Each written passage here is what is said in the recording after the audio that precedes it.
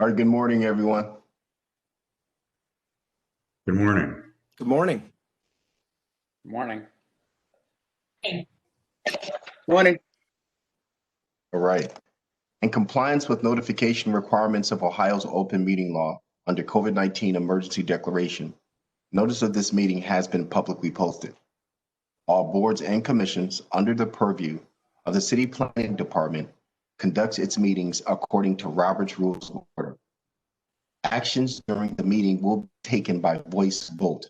Abstentions from any vote due to a conflict of interest should be stated for the record prior to the taking of any vote.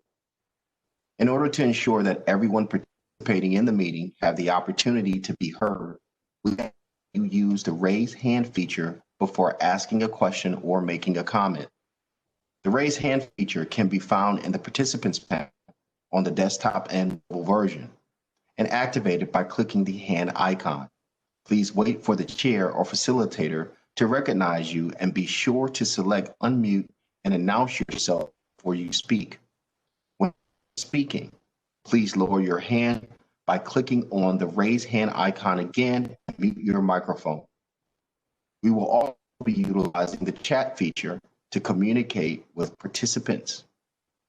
The chat feature can be activated by clicking the chat button located on the bottom of the web-based screen. All meeting activity is being recorded via the WebEx platform. These proceedings are also being live streamed via YouTube. We have provided a link to the meeting for those who wish to speak on a particular case via our website and email. We have also received emails from those who have provided written comment on a particular matter. Madam Chairman, the floor is yours. There we go. Thank you. I'd like to call the August 27th Landmarks Commission meeting to order. Mr. Pettit, please call roll. Thank you, Madam Chair. Ms. Anderson? Here. Ms. Bailey? Here. Mr. Kalikia?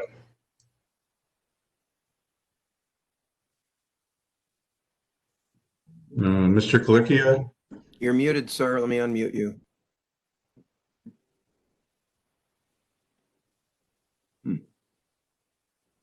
Mr. Kalikia?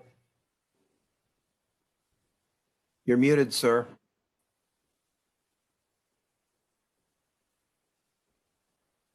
Okay, Now we can hear you.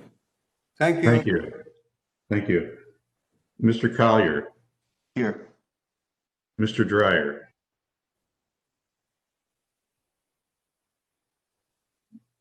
Here. I'm here. Thank you. Mr. Harrison?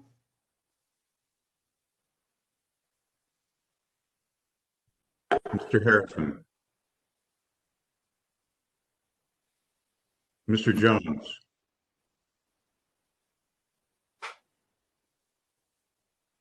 Mr. Strickland? Here. Mr. Tarasik? Here. Ms. Trott? Here. Madam Chair, we have a quorum. Excellent. Well, it's nice to see everyone, even if it's in a virtual state.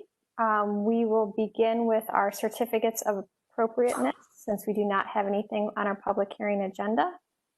We'd like to ask the first applicants to come forward and tell us state your name, obviously, for our record, and tell us about your project.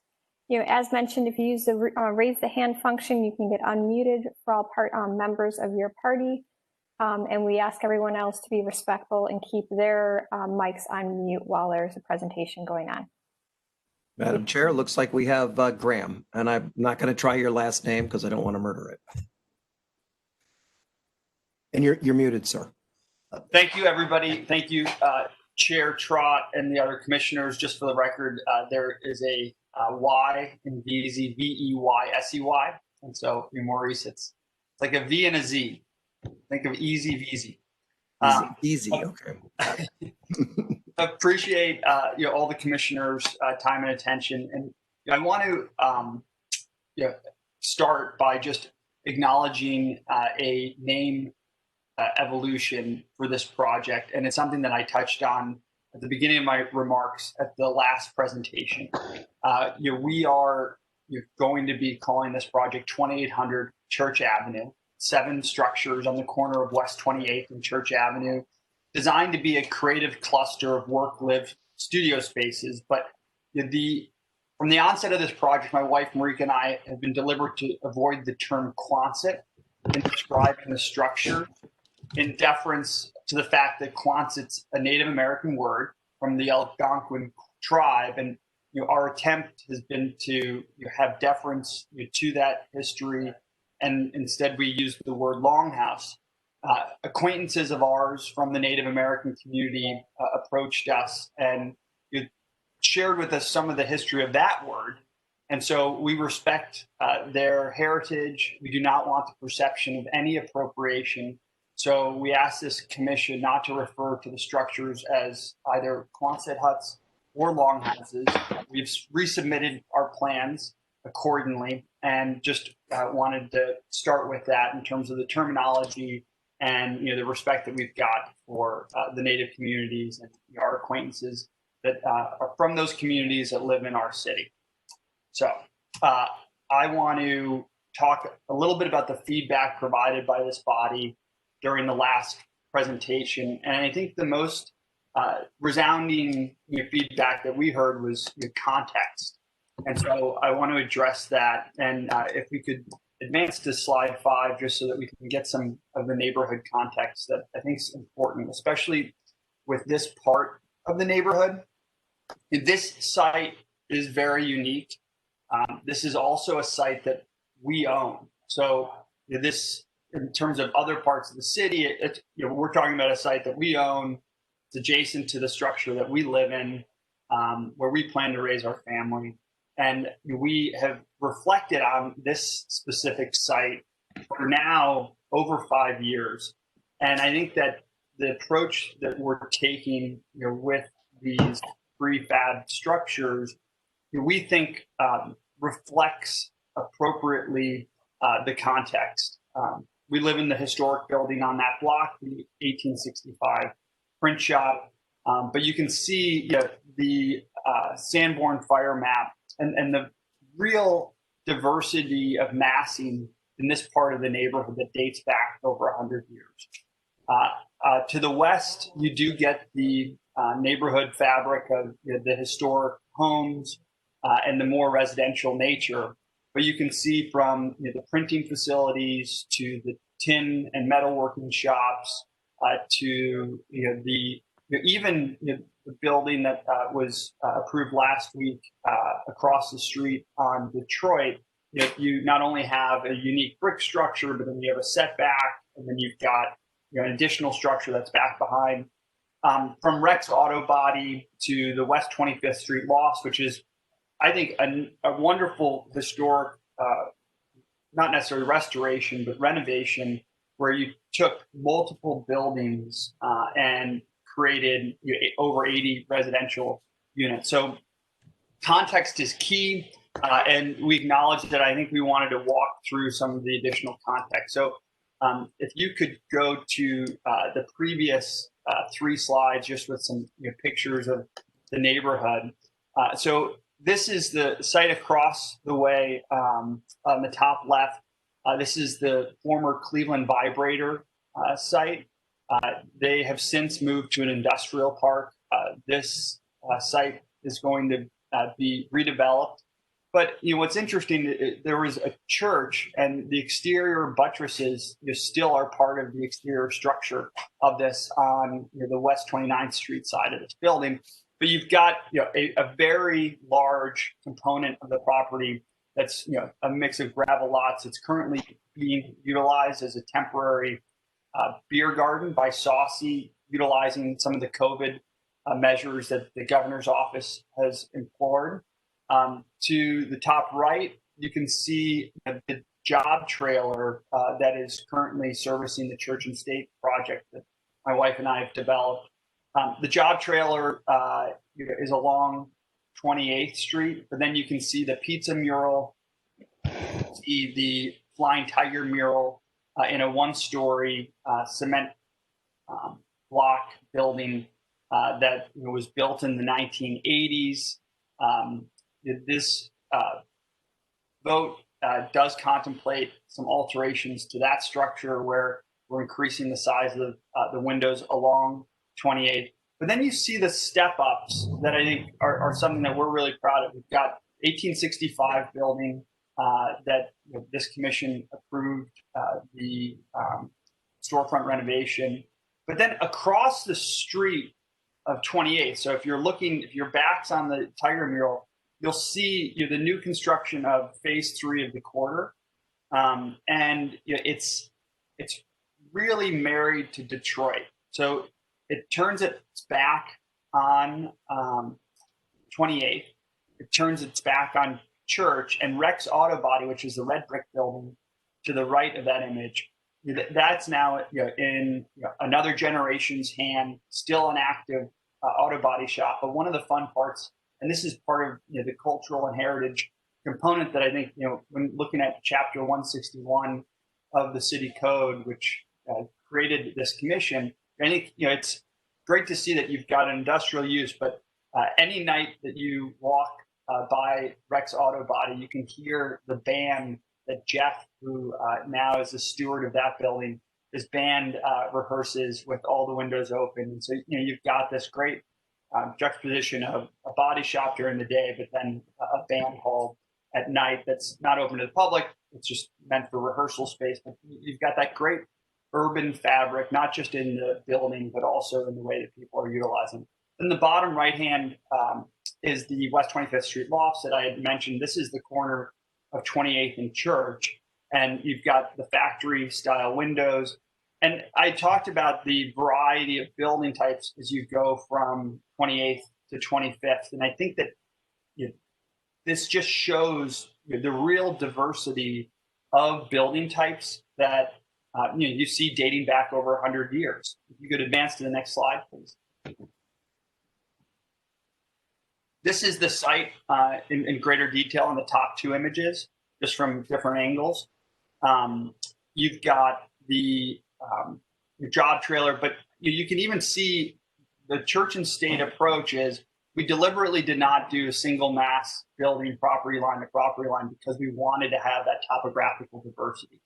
And then even in the material choice, we were deliberate to have a zero plane, an extruding plane, and a recessed plane because we wanted that texture that we thought was so important in terms of drawing people in, but also not feeling like it's this giant mass. And you've got 6-story building, but even the way we sited that building along Detroit, it's recessed, and then it's also got a single story that pays homage to the print shop in the 1865 building.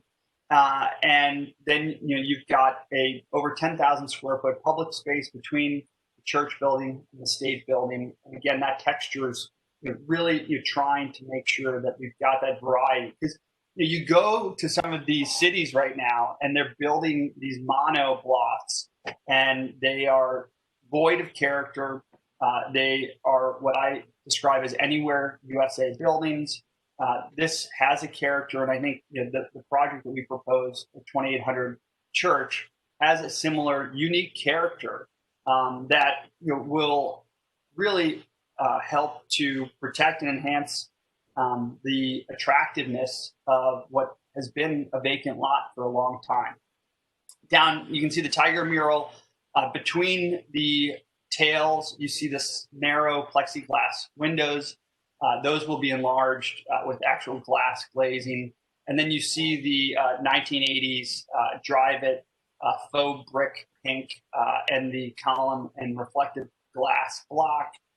That's part of what's getting contemplated in this vote today. That's going to be made into a hard corner, and the corner is also going to be day-lit with factory-style windows, similar to those that you see at West 25th Street Lofts. And I think that you look down on the bottom left-hand image, you see the wide swath of Detroit. That's because that's where the streetcars came up. And you had a vehicular lane, you had 2 streetcar lanes, and then another vehicular lane. And in 1954, when that filled in and the focus was on an automobile, you instead have now what is very inappropriately large avenue on Detroit that in the future I hope to come in front of this commission to try to provide some streetscaping to narrow that and make it safer for pedestrians and for bikers. The image to the bottom right is the renovation that this commission had approved, where you can see we mirrored the historic lines having multiple windows, the person doors throughout. And I have to applaud the businesses that have brought life and commerce to these spaces. So it's been a success. Next slide, please. And finally, a little bit more kind of context. And the point of these is just to show the diversity of structure. So top left, you've got the silo that sits on top of Saucy Brew Works, and that is a building we have zero interest in, not in terms of ownership interest, but their neighbors. That was an old machine shop. Unfortunately, this commission didn't exist when that machine shop was constructed, because prior to that, there was a gorgeous police precinct there that would have been way more preferred in retrospect by this team. Then you've got Church Avenue to the west of 29th Street, and you've got these wonderful homes that from a massing standpoint, smaller, more on the scale of the structures that we're proposing at 28th and Church. You've got the building, the quarter on between 25th and 28th. That's facing Detroit. They have corrugated material. We're much more excited about the across the street material. And then as we continue to kind of just walk down the block, this is the alley to behind what was formerly Bounce. It's now going to be the co-working space, Co-Hatch. But again, you can see much different massing as you walk down the block. And I won't be redundant to this group because you can just see the texture. But the point is context and knowing that we're in part of the neighborhood that doesn't look like the Victorian homes. I think that part of our goal with this creative cluster of structures is to provide workforce housing. You can go to slide 9, please, just so we can see the site plan and some of the adaptations from a landscaping standpoint, from a texture. Can I just say quickly, I just want to drive home the point that I think a big point from us of showing all these context buildings is that this part of the neighborhood is not dominated by old Victorian single family homes, large mansion type homes. This part of the neighborhood is actually primarily factory buildings and some vacant lots, some smaller older homes, but I just want to make it very clear that even though we are part of a historic district, this side of the district really doesn't resemble the part of the district along Franklin or, kind of Clinton into the neighborhood or Clinton Avenue. Yeah. So one of the feedback that we got from Local Design Review, who gave us a unanimous vote of support last week based on our alterations. And again, that was feedback that we received from you all. Commissioner Harrison had requested that we have a uniformity along 28th Street on our profile. So the doors and the windows were similar. So we made that alteration, and that's reflected in these updated plans. One thing also is, we're going to be less than a mile from the lake. And as I spent a lot of time down there, you look at the port structures too. And you've got a lot of these similar lines that you see in these types of structures that we're proposing at 28th and Church. And I think that the cultural component of this and being specific the creative workforce, so affordable space that artists can use, is very much something that's needed from Front, the art triennial that's based in this neighborhood at the Transformer Station that was founded by Fred Bidwell. You have Spaces Gallery at the corner of 29th and Detroit, where artists are needing space to create. So these 7 structures are helping not only to enhance, we think, the visual and aesthetic character and diversity and interest of the city, but we think it fosters not only civic pride, but also the pride in the creative process for the tenants that will move into these as studio space or live workspace. And so we are excited also that it safeguards the visual lines to the 1865 building.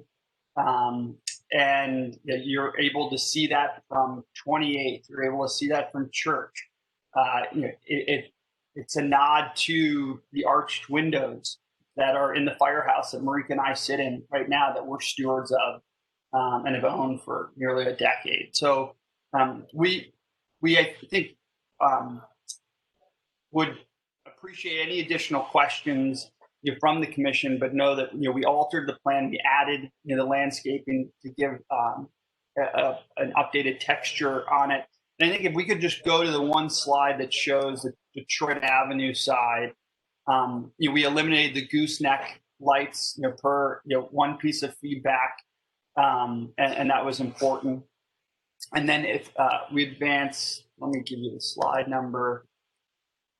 Would be Unfortunately, there's no slide numbers on this. okay. So it's so- the it would be Is the it a rendering? elevation of Detroit. So it'd show the 1865 building. Yeah. Well, this gives you the light fixture that was adapted on the bottom left. Is a direct result of feedback that we got from the commission. And then if you advance, go back 2 slides. Yeah, that one right there. So you can see eliminated those goosenecks and you provided some more detail in the following slide on the wall assembly, because I know that Chair Trott had asked for that. And Marika or Graydon, is there anything I haven't touched upon that the team wants to share with the commission before we open it up for questions? I think you did a great job, Graham. I think the takeaways I took from the commission's concerns and comments last time was the Secretary of Interior standards in Article 9, and what we tried to convey with some of these new context and fabric neighborhood images in the Sanborn map is that, as Graham and Marika were saying, this is kind of a step down from the articulated massing of Church and State and the printer building to the corner, but acknowledging some of those gable end housing that you do still see pockets of that have remained, and keeping in the scale and the massing of that part of the neighborhood, but acknowledging the new fabrics, the new materials that nod to both the creative side and the old factories, with the Galvalume siding, with green walls, with murals that are in this part of the neighborhood. So we're hoping that this conveys some of that acknowledgement of the historic fabric and the existing neighborhood and how this really does fit in to this part of the neighborhood. Thank you. Madam Chair, we have Director Collier with his hand raised. Can I just make one comment? One last piece of clarifying feedback. Last time there was feedback, I think, from Commissioner Harrison that he had requested that we standardize the look of the facades along 28th. So we've done that. It's not updated. It's not reflected in the renderings just because renderings are more artistic and they take a while to create. But, we have updated that in our actual drawings, and we commit that, each of the window and door frames, all those facades will be standardized. So we took that feedback directly. Thank you. Director Collier, please go ahead. Yes, thank you. So one of the things I want to, mention with respect to some of the context that was provided today, particularly with the Sanborn maps, I thought that was a very interesting way to look at the community from a historic standpoint. And given the fact that you're building new, on this piece of land, and I started to think about that neighborhood context and this clustering, of unique assets in the community. This is a historic district, but when you think about, building new structures, and you think about the term context that's often, used, you're almost creating a small context here with the clustering of these units. And earlier on, I was, intrigued, and still am intrigued by this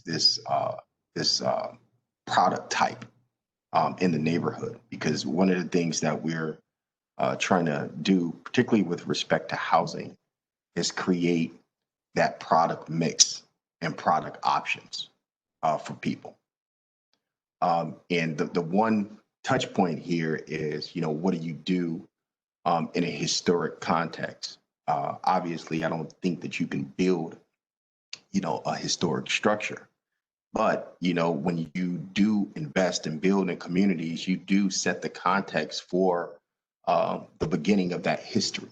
When 20 years, 30 years, 50 years, goes by, and you look back at, the decisions that you made, you're either going to be, happy, or you're going to be upset. Justice Center being an example of, looking back and, just capturing a time, in architecture, and just looking at a trend.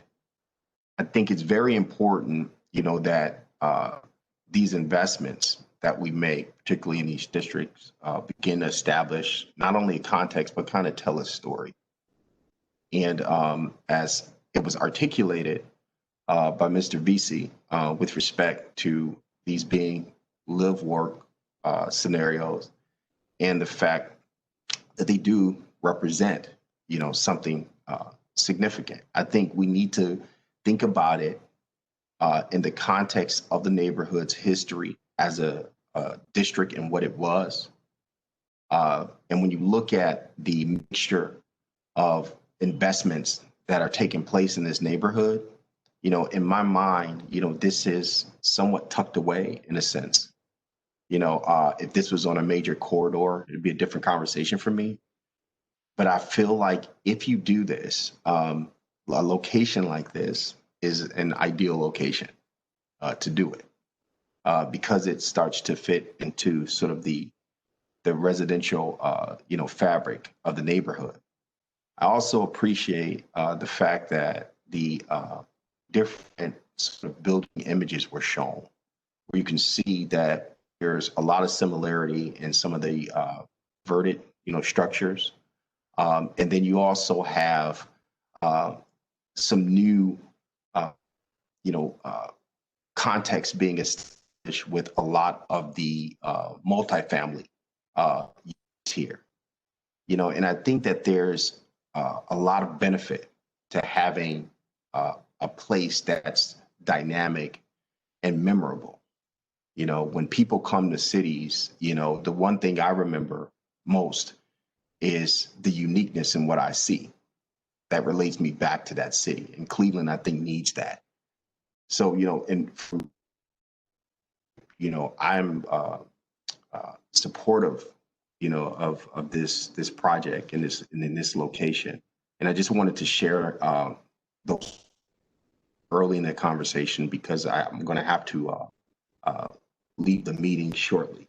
But I just wanted to put that on the table to approach this with a flexible mindset, and just kind of think about, how the city is evolving. And also, when I look at the Sanborn map, what it was. So thank you. Thank you, Director. Since we do not have any committee feedback because we received that last time, I'd like to open the floor to the commission members for questions and comments.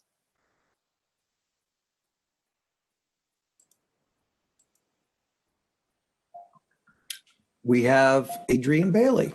Good morning, ma'am. And Mr. Strickland. Good morning.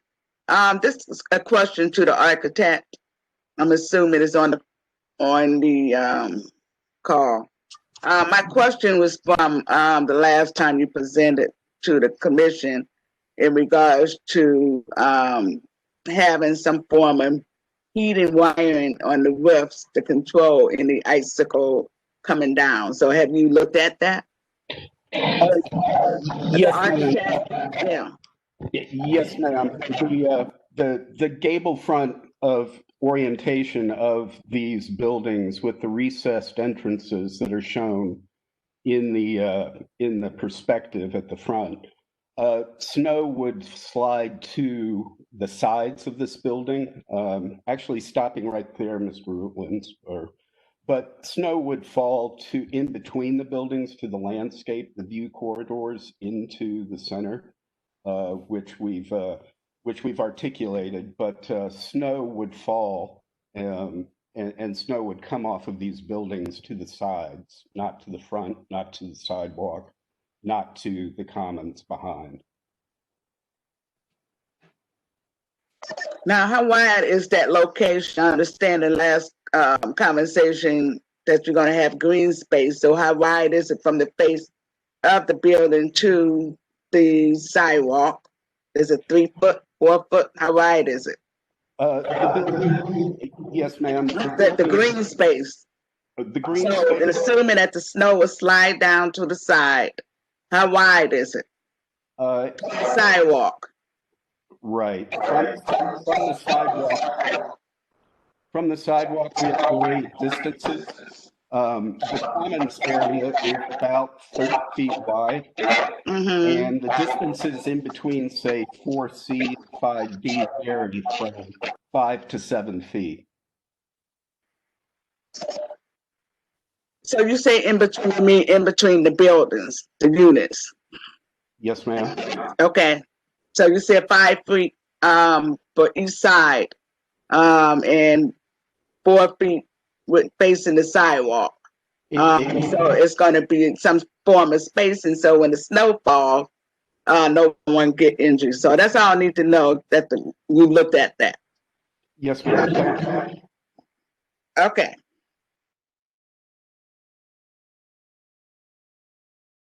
Mr. Harrison, I believe you're next. Thank you very much. And I hope the design team feels that my suggestion was a good one, since you've mentioned it several times. I appreciate you taking it into consideration. Now, I really still applaud and am in favor of the main section of this proposal. I do have a question about the Detroit Avenue renovations to the Tiger mural building. If you understand what I'm talking about now. The way it is now, is that its original configuration with the glass block, or was that in fact an alteration to its original structure? That was part of the original 1980s construction of said building. Right. Okay. So, I guess my question is, are you asking us to really just overlook such a change in its original architectural intent? I mean, are we meant to disregard that architecture, even though we may not particularly like it? No.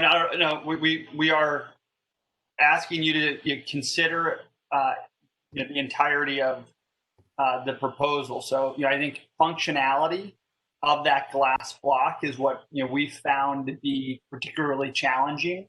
So the reflective nature of it, you can't see in. So from a retail, it wasn't originally designed to interact in a two-way form with the street and the pedestrians. It was meant to be a fortress where only the people on the interior could look out and that nobody could look in. And so in our goal of one, and this is part of the PRO, and our goal is to have a vibrant retail experience in this building. We think that design, and so we want you to consider the current conditions, but with our intent of making this a more walkable, pedestrian, retail-friendly corner, we are deliberately removing that design element because the intent of that design element was to block people out. And we want to invite people in. And we think that the shift in transparent, larger windows, even the corner, creating a hard corner, urban designers use that as an important component, that you don't have this void space, that you feel like you're actually getting to another point to get then to the next point. So no, not at all. Please consider it heavily and realize that the intent of that is dated and I think contrary to what our goal is, and I think many urban areas that are trying to continue to vitalize these types of buildings. Have you considered at least retaining a transom of that glass block to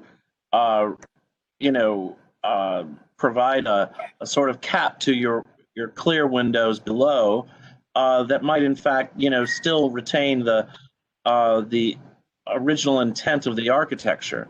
I'm very worried about completely removing such an important element to its original architectural facade. This is not even on the side of the building. This is its principal facade.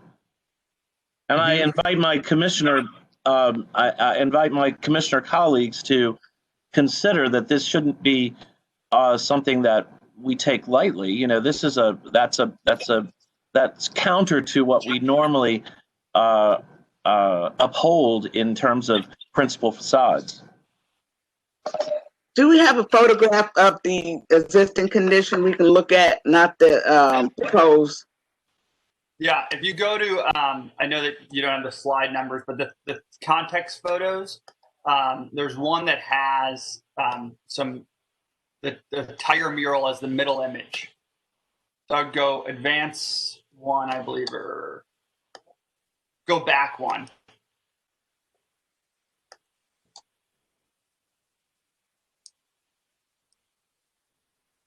Forward one. It's the one you were on before. Yeah, sorry.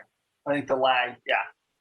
So Commissioner Harrison's pointing out, so we're talking about from the bird part of the mural forward, you can see the exposed column and the glass block on that side. And then when you go down to the bottom left image, you can see it from a different perspective. And then bottom right image, there's a construction sign that's obstructing the two smaller glass blocks. But I think that they're probably 4x4 reflective glass blocks. So it's a material that it's like a two-way mirror. You can see out, but you can't see in. And then the front door, which is under this kind of bowed overhang, that is just a steel door. And so our intent is to glassify this building to make it more retail and pedestrian friendly. So we have not contemplated incorporating any of the glass block. into the structure. But that's an interesting note. I just feel that was, an important element of the architecture of this building. It's not a distinctive building. I agree with you there. It's not as emblematic of that period of architecture as many other buildings from that era, which are even less attractive. Let's put it that way.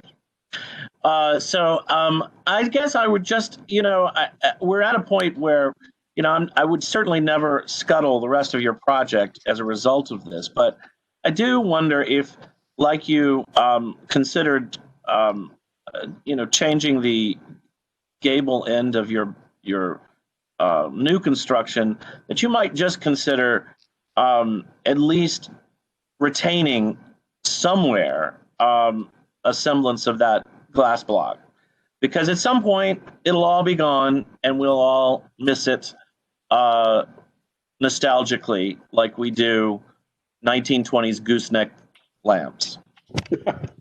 See, I will, interject my personal opinion here. There's a lot of decisions in architecture, especially in the 80s, that I don't think were personally good ones. And I think the structure is it is not a building, and we need to pay reverence to what it is and maintain the structure. But, we don't have to maintain every element of something that maybe was not the right choice for this area. Knowing the desire of the area to become more pedestrian, this building personally, my personal opinion, has always had its back to, the public way and fortress-like. So I personally like the improvements that are being done and the removing of the glass block, because things like EFIS were developed in the 80s, and I don't think that's something that is something that, it's a means. It's not an element that we all celebrate that's used throughout construction. And so I personally like that you are opening up the storefront more and creating a storefront in this building and really trying to extend the retail district that extends from 25th to 8th and beyond now. Madam Chair, Mr. Strickland also has his hand up. Yeah, so I was going to raise another point, but I'll just expand on this point. Mr. Harrison, I think you're assuming that an architect had a hand in designing this. And to me, it looks like it was designed by the printer and the mason that did the work. Fair enough, Commissioner Strickland. That's why I asked for other opinions. Yeah, so I agree with our chair. Okay. The proposed renovations to the storefront are highly appropriate and much more desirable than the current form of the building. And the intent is, I guess, to give more reverence to the 1865 building. It's so distracting with the drive it and the faux brick color and then the glass block that I think it will make the 1860. Our intent with the renovations is to not pay homage to it, but like get out of the way of the 1865 building because of just how we think atrocious the existing conditions. I agree. And just as a point of housekeeping, I'll ask the chair, this discussion really is more appropriate for the next agenda item. Is that correct? Are we we're going to be voting on two different projects? Oh, yes. Thank you. Oh, okay. I thought it was one project. Sorry. That was my error in the presentation. I realized we were treating these as two separate votes, so apologies from Sure. I just wanted to clarify that because when a motion is presented, I think the motion is going to be for the 2800 church project initially, and then we'd have a discussion on the Detroit project. I think we can complete the conversation here and then just, formally vote on these separate since we've already started it. Right. I agree. Okay. My other comment about this building would be is the mutton pattern. That's the only thing that I would say that I'm personally struggling with is that, to pay homage to a building is sometimes to maintain its scale, its, sort of major and minor line so that your proportions are similar to, a historic building, but not trying to be historic. So I'm personally, on the fence about the muttons within the windows to see, because I'm assuming those would be internal muttons within that building. Is that correct? No, we're going to do extruding muttons. Okay. External ones. External, but that's the one item that I'm personally just struggling a little, with finalizing my opinion. So I don't know if it's trying to be too historic or not with the muttons, especially since we have clear windows directly, next to it in the historic building. So that's just the one thing that I'm, just a full disclosure, still thinking about related to this, and I would ask you to think about that too, like what's the most important, element, and or ask for feedback from the commission on that one. Madam Chair, we also have Adrian with her hand raised.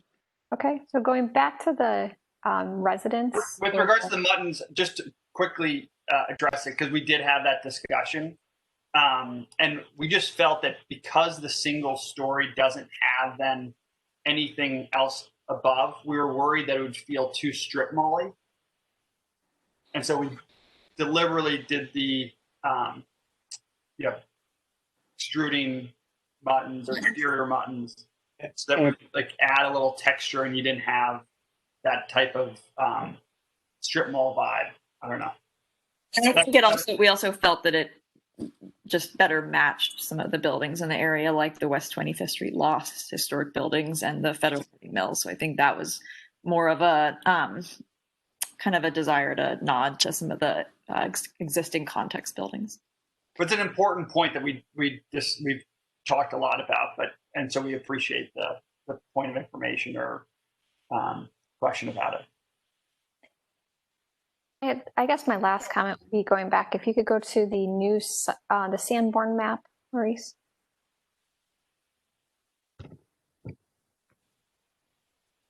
I guess similar in, my comment before, to show reverence and understanding of your context is also to show scale and or reference in proportions, scale, configuration, and then obviously the exact aesthetic. I personally am not in love with the skewed planning that is here in the site planning. I think your proportions of buildings, as you can see within the Sanborn, is similar in scale, but since your aesthetic is so different, I personally feel that, a more regimented layout of the buildings might help it fit into the scale more, because it shows reference and reverence for the planning that used to be here in respect to how they're sited on the streets, if there are tree lawns related to, the residents, even if these are work live, and how they interact with each other, and so forth. So I personally struggle a little bit with the skewed buildings, especially the one in the corner, because similar to your comment on Detroit, a hard corner gives you the ends or the transition from a minor street or a, semi-major, which is 28th Street, to the church, which is more of the private street. So that's my personal opinion, is that I understand, and see the reference to the previous development with the site planning and the siting of these buildings. But I personally feel that a more regimented on 25th Street, I'll say that would be more aligned with what used to be there, if that's what we're staying, and or make that transition to Church Avenue current housing stock a little bit smoother. Madam Chair, we have Mr. Harrison and Mr. Strickland with their hands raised. All right, was Miss Bailey's up first, or whose was up first? She lowered her hands. She said she had no comments. Oh, okay. Go ahead, Mr. Harrison. No, I left it up. I'm sorry. Go ahead, Mr. I have no further comment. Mr. Strickland? All right. Well, Madam Chair, I just express my opinion that I think when I first saw this proposed project, the first thought that I had was that it was whimsical. And to me, so I don't know if the applicant appreciates that perspective or not, but it looks like a creative space. It looks like an artist's enclave to me.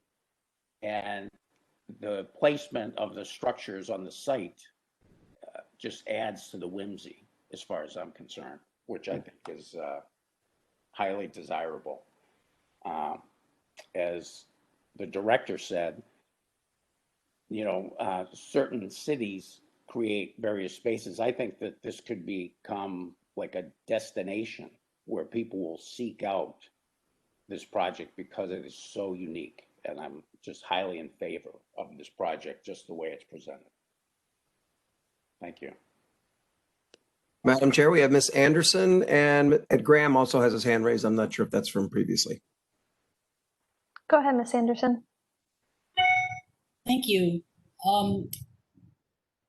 My opinion of this project has not really changed. I do feel that the architecture is just too insubstantial for that location. There is such a variety of buildings, especially the things that have been built in the last 60, 70 years that really don't contribute to the area. And I just feel like this is going along with that trend as opposed to a good solid marriage to the character and the grace of this community. So I'm not convinced to vote otherwise than I was the last time. It still is not speaking to me as something appropriate for a historic district.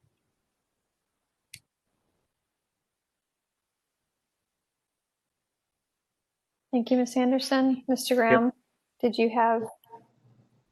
I'm sorry. I would just comment that there's multi-generational residents of this community that were part of the process for this design review, and the fact that the Block Club unanimously voted in support of it just should be noted. Madam Chair, we have Director Collier again. Yeah, I do want to just mention with respect to this overall district, because I know there's a lot of reference to the district itself and, basically whether or not you're deviating, too far.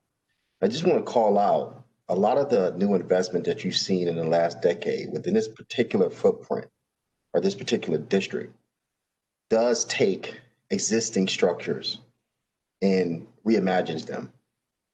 If you look at the developments going on along Detroit, the building that's happening literally at the end of this street, very strong presence and respects that historical fabric along Detroit Avenue.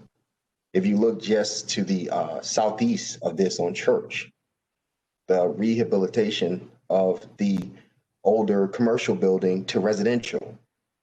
I just want to make sure that as a commission, when you start to innovate or infuse some innovation in these districts, and I know the integrity of this body, because this commission has a lot of integrity. And I know that, when we think about projects like this, it's very hard to stretch like that. But just understand the developments that have gone on in this area, for the most part, have been very strategic with respect to adapting old buildings to new, more modernized, appearances. And I do want to, emphasize that the infusion of like Church and State, the project that you see in the back of this, or the project that we approved a couple of meetings ago, these are much, I would say these are, I'm not going to call them anomalies, but this is the infusion of some of that new investment into, these neighborhoods that gives it that sort of eclectic sort of feel. really creates an environment where you have a variety, of building products. You start to mix the old and the new.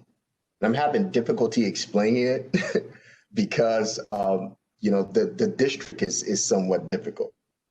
But I just want to emphasize the fact that there is a lot of history that has been, maintained here. And when we think about trying to move this area, into the future and continue to have, new investment happen, I think we have to be mindful, that we are not, and it's our responsibility not to, allow for the district to go off the deep end, for lack of a better word. I don't think that this goes that far, given where it's located. And those are my final comments. Thank you. Madam Chair, Miss Anderson has raised her hand again. Go ahead, Ms. Anderson. Thank you, Madam Chair.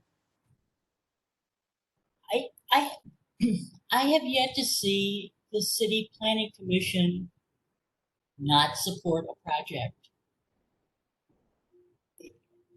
I can't recall them not supporting a project. Years ago, nobody wanted to build anything in Cleveland, or at least anything that we really welcome. But things are different now. There's a lot of people who want to come here and do development. And I think we're in a unique position. We haven't been in this position in generations. We can be discriminating. We can make choices. We can't say, yes, this works, this doesn't work. And, every time somebody presents something, we're all gaga over it. And I don't think we need to have the mindset that we had back in the 80s and 90s where, oh my God, there's somebody who wants to build something. That is so cool. We can look more closely and be more, impose standards. We can make it. We can make these things better than what is placed on the table, and that's something I haven't seen yet. It's like I say, every time somebody comes up with a proposal, it's like, bring it on. And I think a little more discussion, a little more scrutiny would probably be in order. Madam Chair, we have Director Collier. Not to get into a philosophical debate here, but where I sit, in dealing with projects citywide, be they in historic districts or non-historic districts, I would hardly state or the posture that the Planning Commission and its recommendations to boards and commissions prostitute ourselves to new development.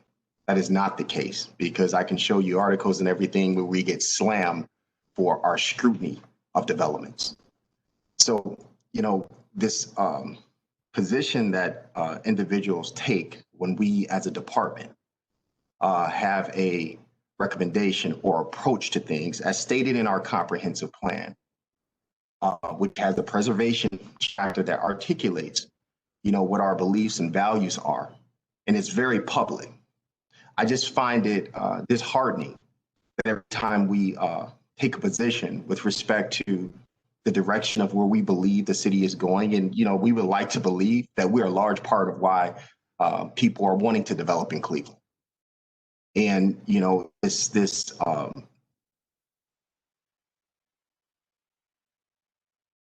see the world and the principles that we've gone through many emphasis on and put forth. Our perspective is as it's fair. We are all here to provide our purview on these projects, and I just think that ours need to be respected. And the notion of every time someone comes up to propose something, that we're gaga over it, I think is insulting, quite frankly. But I'm of the position and of the belief, that this is an opportunistic situation here, and continued investment, in the city is very. And I've given you examples of how we've supported adaptive reuse. It's all right here within walking radius, the demonstration of that. So I just believe that, we all are entitled to our opinions. Our opinion is rooted, however, in community process and discussions. And that's how we've shaped our outlook. So I stand on what I stated in my previous comments, and I respect also individuals on the commission and boards. But like everyone else, we have a perspective, and we're sharing that perspective. Thank you. Madam Chair, we have Adrian with her hand raised, and Graham had his hand raised, and also Ms. Anderson. When this was presented originally, and you can correct me, Director Colley, this design took me back as well, but the statement was made due to the neighborhood and the location, that the statement was made that this will not set the precedent for other neighborhoods. So in other words, this longhouse design is not going to be popping up everywhere in Cleveland. So my understanding is that when the designs come before the commission, that we're going to be looking at it based on the neighborhood history, more so than something was set as a precedent in another neighborhood. Could you correct me on that, Director Collins? Let me just make sure I'm understanding you correctly. I believe that the statements that were made, we judge, projects on their own merit, depending on their location. Just because we allow for a development in a certain area to happen does not mean that we have to approve it in another area. When the words precedent is overutilized to me. We have the ability and the authority to judge projects on its own merit. And the other thing that I mentioned, about this is about the action of a board or commission, not the planning department. We are, whether it's BZA, we provide our perspective and recommendation, just like everyone does.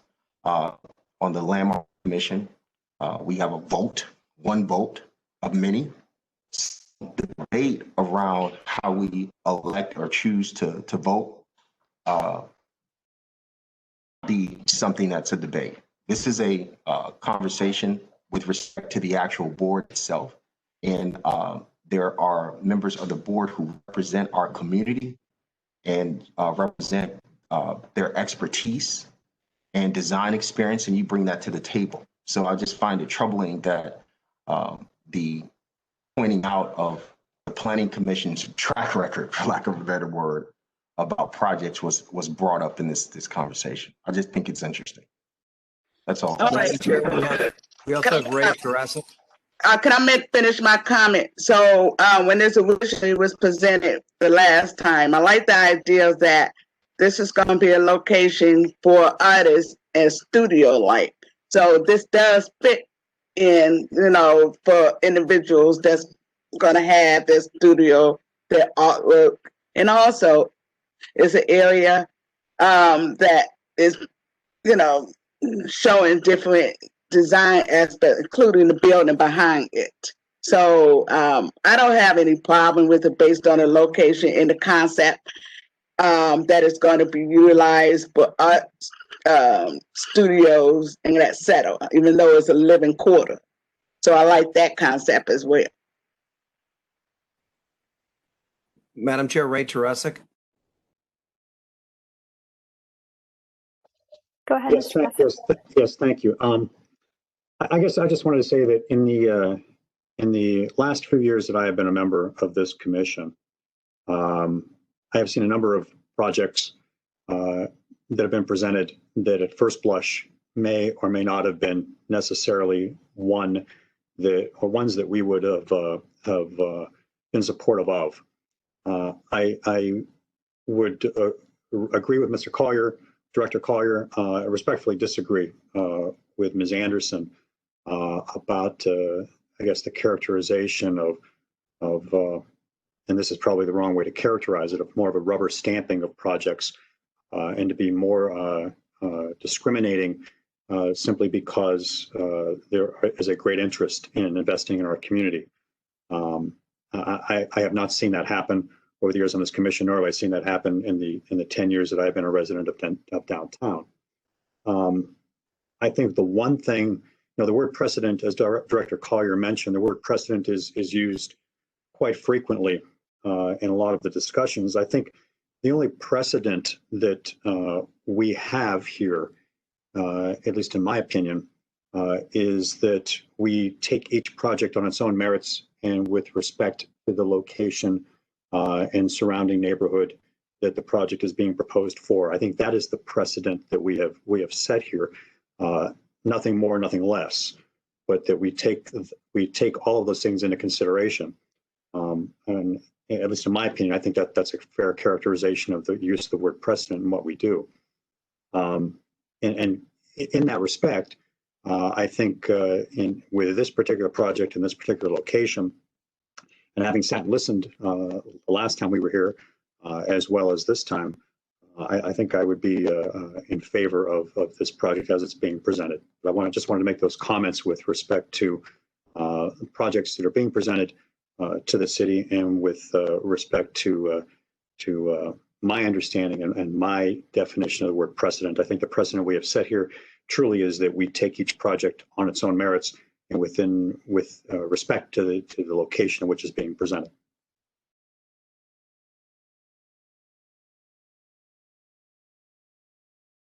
Madam Chair, we still have Director Collier. I don't know if he had another comment, or Adrienne if she had another comment. No, I have to take down my raise hand feature. Sorry. No, I don't. Then we have no one else with their hands raised, Madam Chairman. Okay. If there are no other questions or comments from the commission, would someone like to put forward a motion? Now we have Mr. Pettit with his hand raised. Go ahead, Mr. Pettit. Thank you, Madam Chair. I just wanted to, I don't want to repeat what's already been said, but I appreciate Mr. Tarasik's point of view. I don't work for a rubber stamp. I work for a commission that makes projects better. And sometimes I think we have to, even in our historic districts, especially in our historic districts, we need to look to the future. We have to protect the historic districts and its integrity and the context. But I also think we have to allow for new forms and new ideas. And I just think it's important to point out that, we look at new developments on this commission. And in my experience here, we make projects better. We don't always say yes the first time around. And sometimes we do say no. And I just wanted to make it clear that I think,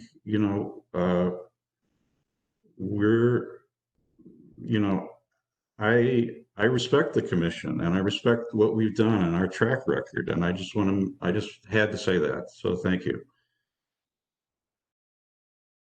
Madam Chair, we have Mr. Strickland with his hand raised, and then Mr. Tarasik with his hand raised, and I believe Ms. Bailey wants to make a motion. Go ahead. The purpose of my hand raise was to make the motion to approve the project.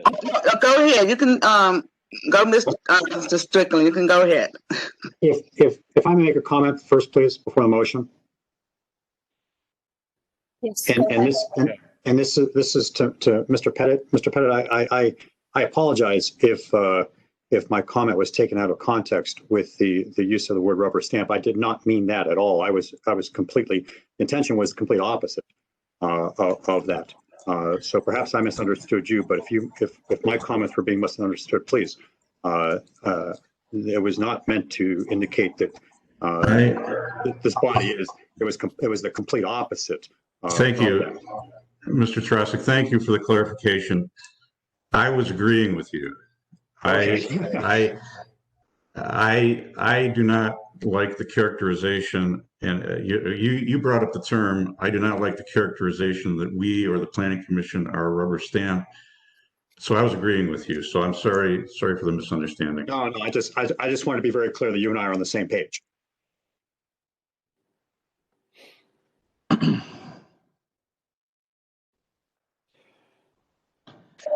I just didn't want to make a comment about president and then have to pull out my dictionary on that. So my point of view is I want to be able, and I have in the past, be able to look at each project based in that neighborhood and how the presenter presented to me and how it relates to the other neighborhood. So I want to make that comment on the word president as well. Mr. Pettit, did you have your hand raised again? Yeah, I just want to clarify that we are separating out the two components of this project, that we will act on them both separately. Thank you. So Mr. Strickland was going to make a motion. I would like to make a motion to approve the 2800 Church Street project as presented. I'll second it, Bailey. So we have a motion, we have a second. Any further discussion about the 2800 Church Avenue development?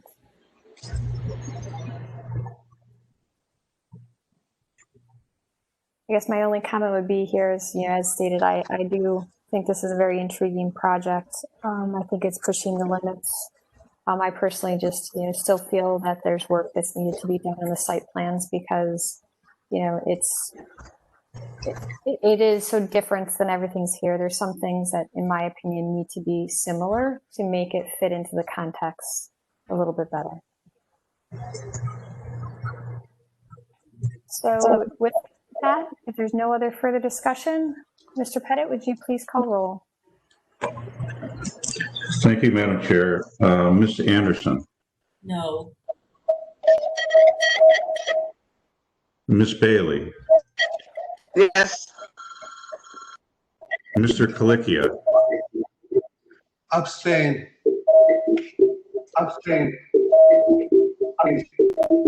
Thank you. Mr. Collier. Yes. Mr. Dreyer. Yes. Mr. Harrison. Yes. Mr. Strickland. Yes. Mr. Tarasik. Yes. Ms. Trott. No. Madam Chair, the motion passes. Excellent. We can then move on to the... Excuse me, Mr. Pettit, what was the final vote, if you would? The final vote was 6 in favor, 2 opposed, and 1 abstention. Thank you. We'll then move on to the second certificate of appropriateness that's associated with this presentation, which is the renovation of 2801 Detroit Avenue printer building. Is there any further discussion, or would someone like to put forward a motion? I just only have a slight comment. So I understand there's glass block in this one design, but just want to make sure this is all glass. I'm talking to the architect based on the detail that we saw, and there's no glass block in here, correct? Yes, ma'am. Okay. Is the lighting also similar to the lighting on the lawn house? No, ma'am. There's separate lighting as shown in the very next slide. Okay. Yeah, I can see it right here. Okay, that's all I have. Thank you. Would someone like to put forward a motion?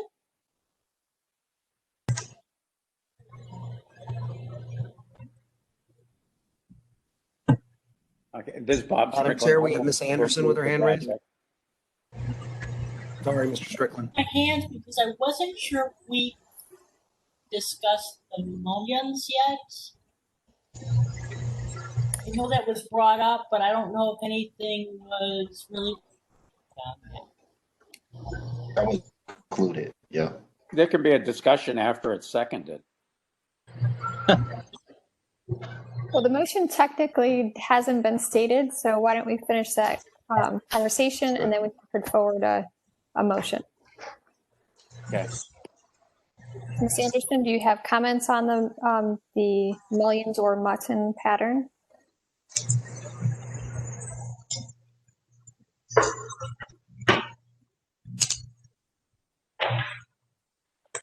Is there further discussion that we'd like to have about the mullions or muttons for this building?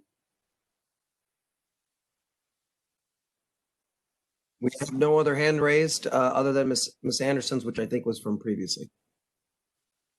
Could you just, Maurice, go to the context photos one more time and just, do we have a building photo of the project that we saw last week that I just lost its name of?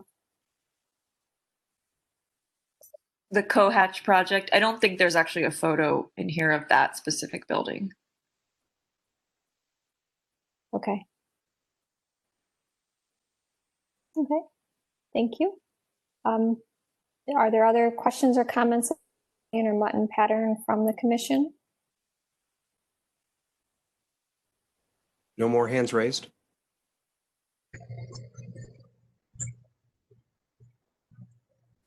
Okay. If there's no further comment on it, Madam Chair, will we entertain a motion at this time? we can entertain a motion, yes. All right, so this is Bob Strickland. I put forth a motion to approve the project as presented. So we have a motion. Do we have a second? Bailey second. We have a motion and a second. Any further discussion?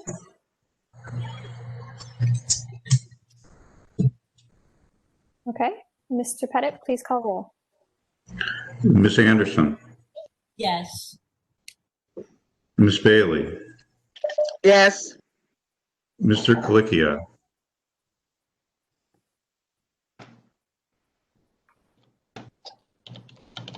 Mr. Colicchia, are you still there?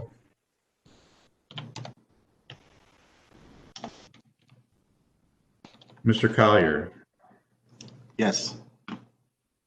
Mr. Dryer, Yes. Mr. Harrison, No. Mr. Strickland, Yes. Mr. Tarasik, Yes. Ms. Trott. Yes. Madam Chair, the motion passes. I believe the vote is 7 in favor and 1 opposed. All right. Excellent. Well, thank you for the presentation of both projects, and we look forward to the development of these here in the near future. Could you remind us of your timing for these projects? We're hoping by the end of the year, but Q1 of 2021 is probably more realistic. Perfect. Well, good luck. Thanks very much to all the commissions for your consideration. Thank you. Thank you.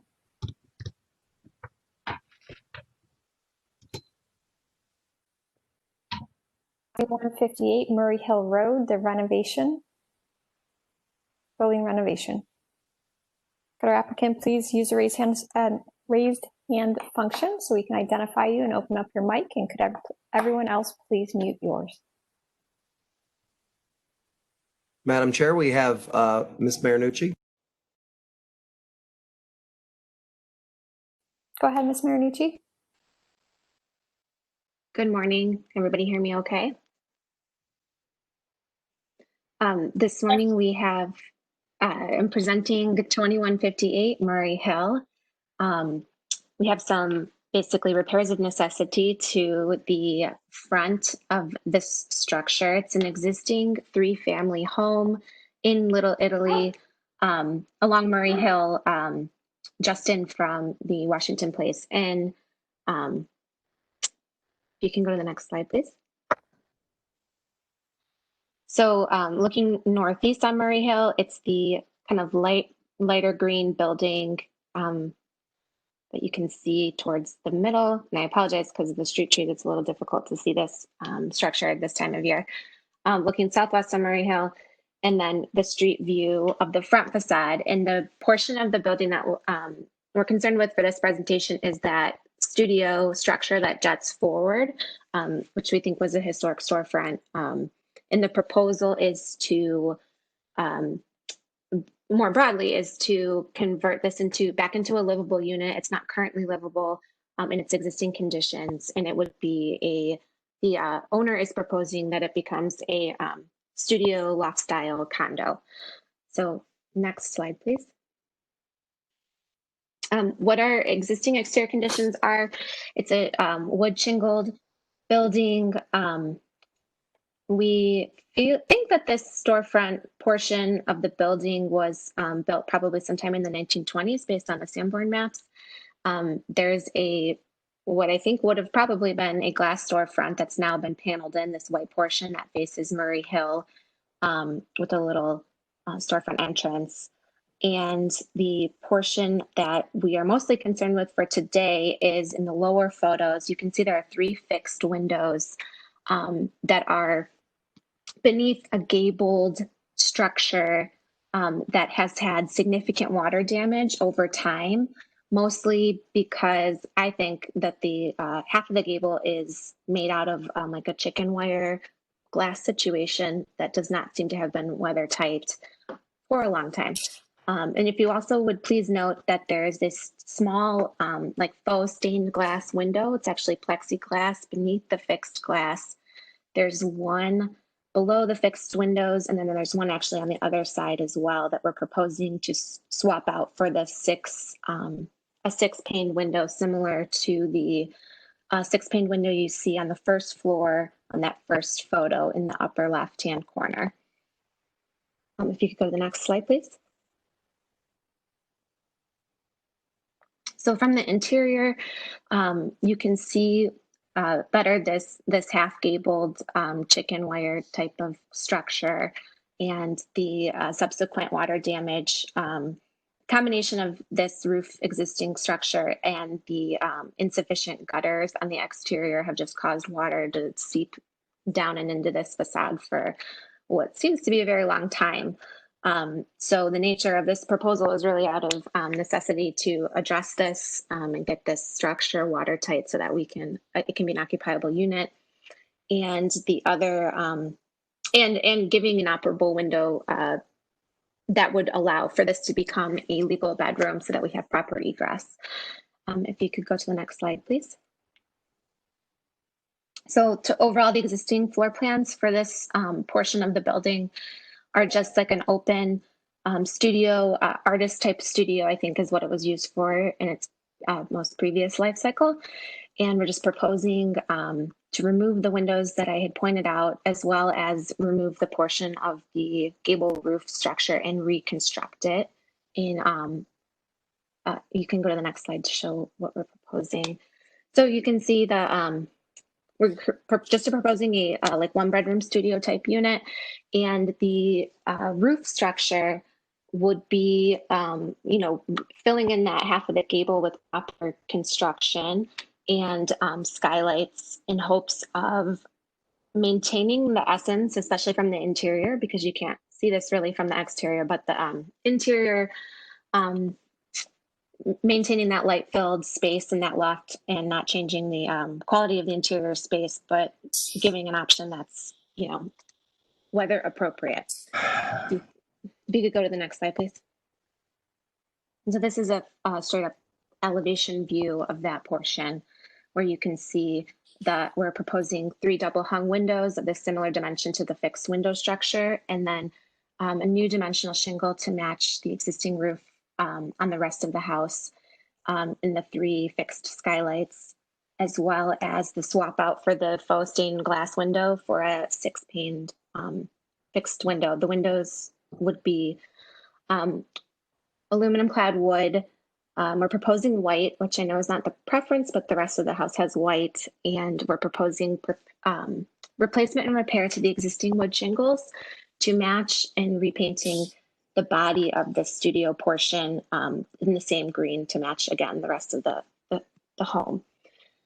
If you could go to the next slide, please. So let's look at the material, which I think summarizes pretty much the goal is to match the rest of the existing structure in those repairs.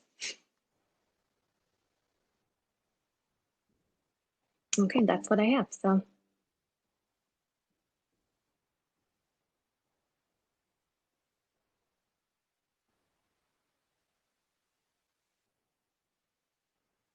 Apologize, couldn't get to my unmute button. Is there feedback from the local committee? I believe Mr. Kostasek is here. Good morning. Yeah, we reviewed this on the 8th, and the committee voted to approve the changes that are proposed in the drawings that you saw. Madam Chair, Director Collier had his hand raised, and Mr. Pettit, and Ms. Anderson. Yes, a couple of things about this project. Obviously, this is one of the homes that was part of the conversation around a controversial development in Little Italy. That, mind you, that this board or commission actually denied initially with respect to the project that was proposed adjacent to this, in light of making sure that these particular units were kept and maintained. And here we are at a point where this particular unit is being renovated and upgraded.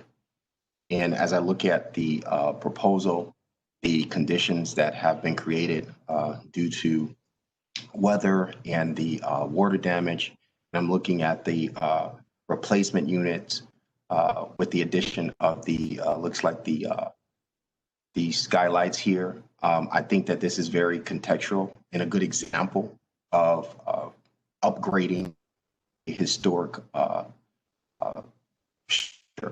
in one of Cleveland's historic districts. So I just want to put that out as a recommendation that, you know, we support this from a department standpoint. Thank you. Thank you. Go ahead, Mr. Pettit. I'm sorry, I lowered my hand. Mr. Collier made some of the same points I was going to make. We have Ms. Bailey and Mr. Harrison. I believe you said Ms. Anderson had her hand up first. Is that correct? I She did. lowered it, but I think this is a great improvement to a really attractive building. Then we have Mr. Harrison with his hand raised. Go ahead, Mr. Harrison. I just want to make a comment. To the architect, the existing siding, is that cedar material? You know, I'm not sure of the wood species, but it is real wood. So I would assume so. We haven't peeled it back to look at the species yet. Mm-hmm. So based on your presentation, the existing condition was a studio, wanted more light in the roofing, and now you're going back to more of a living condo. So I can see why the light and skylight changed from one type to another due to the interior use. All right, thank you. Thank you. Also, to the committee, I forgot to add, if you could go back to the existing front facade photos, please. Yes, I also wanted, just to be clear, the storefront condition in the front, if you look at the upper right-hand photo, There's also going to be some repair to that tile nosing at the entranceway. The terracotta tile will get replaced. There's some damaged pieces. And then we're going to scrape and restore the side lights in the transom window. And then all the paneling that's in white will get repainted. And there will be a new light fixture and new hardware on the door. But they are not opting to restore glass to the storefront portion, as the interior space now is kind of like enclosed closet storage. So I just wanted to make sure I addressed that because I forgot to say that initially. Thank you. Other questions or comments from the commission? Still Mr. Harrison. Oh, go ahead, Mr. Harrison.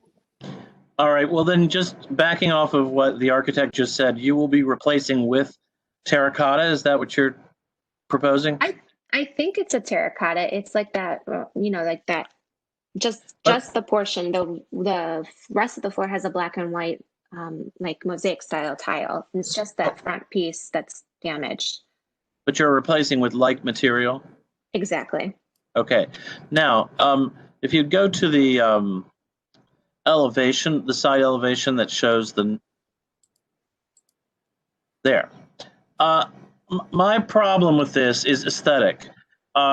You're replacing what in effect is a sort of 1920s aesthetic of these contiguous panels of opaque glass with three non-contiguous, much smaller skylights.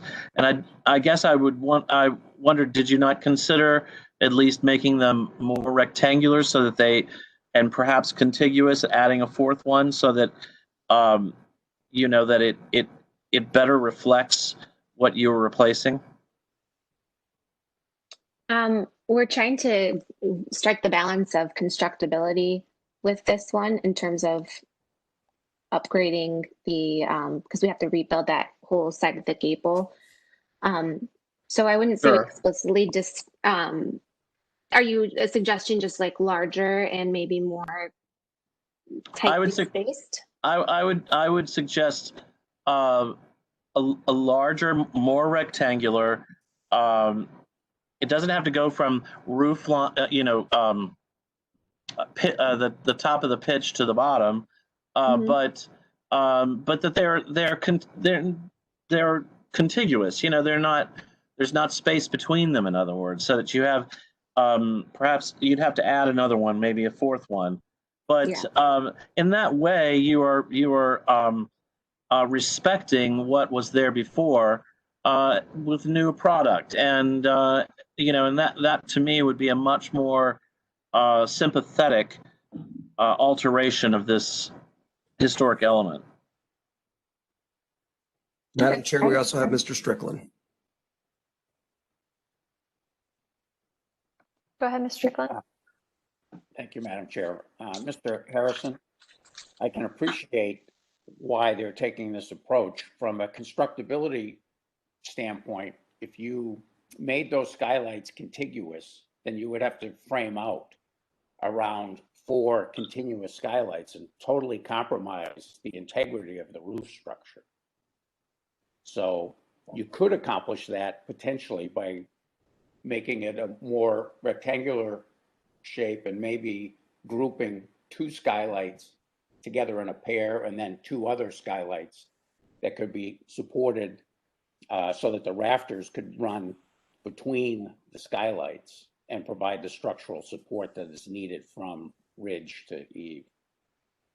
Well, I appreciate very much that perspective, and so I would absolutely support such a compromise. But I do think that aesthetically, these skylights ought to be longer rectangles, not more square like they are at the moment. Thank you very much, Commissioner Strickland. Madam Chair, we also have Ms. Anderson.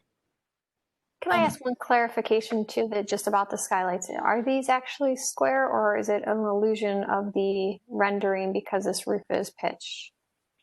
Illusion of the rendering because the roof is pitched. They are like a 2-to-1 rectangular ratio. Oh. I just mean they need to be a longer rectangle. Yes, I understood. I think I understood what you meant. Okay, thank you. Did you have, I saw the skylight material. Could you go to that, movies?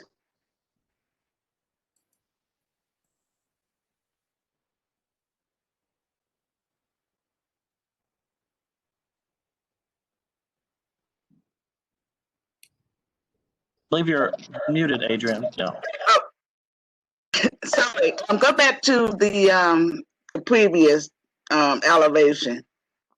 And I understood what Mr. Strickland is saying, and I understand what Mr. Harrison is saying. I like the idea of having two pairs, but it can line up, not having it going too far out like the original design, but Sure. lined up with the windows below. You know, the two pairs, but have it stopping where the two windows not the windows below. But it still have roofing structure. Most of it is still roofing. Yeah, I would support that compromise. Yeah. So you're saying, Ms. Bailey, to keep the outer edges of those skylights in line with the width of those windows beneath? Yes. Okay.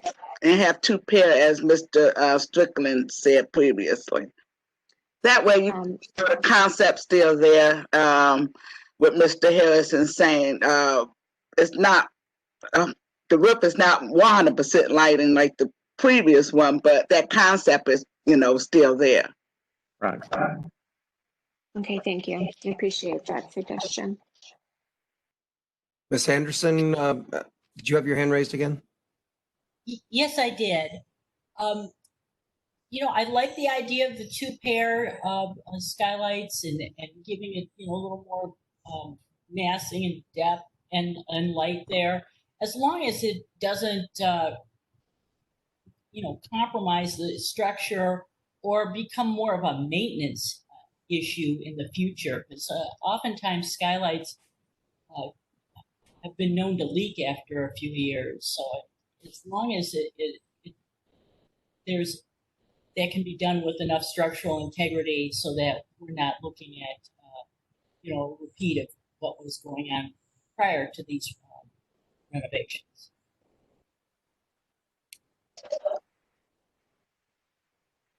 It may be a possibility, even though it's individual windows, the two pair may just have an appearance of one, and it looks like it's two. That might can help with the structure as well, versus having four individual and putting them together. So maybe look at that in the design as well.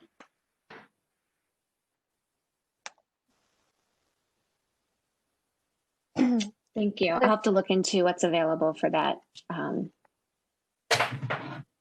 If they make them like that, a skylight that would have a division in it. And just to clarify for the architect, is our desire to have the pairing of the skylights or to have just larger rectangular skylights?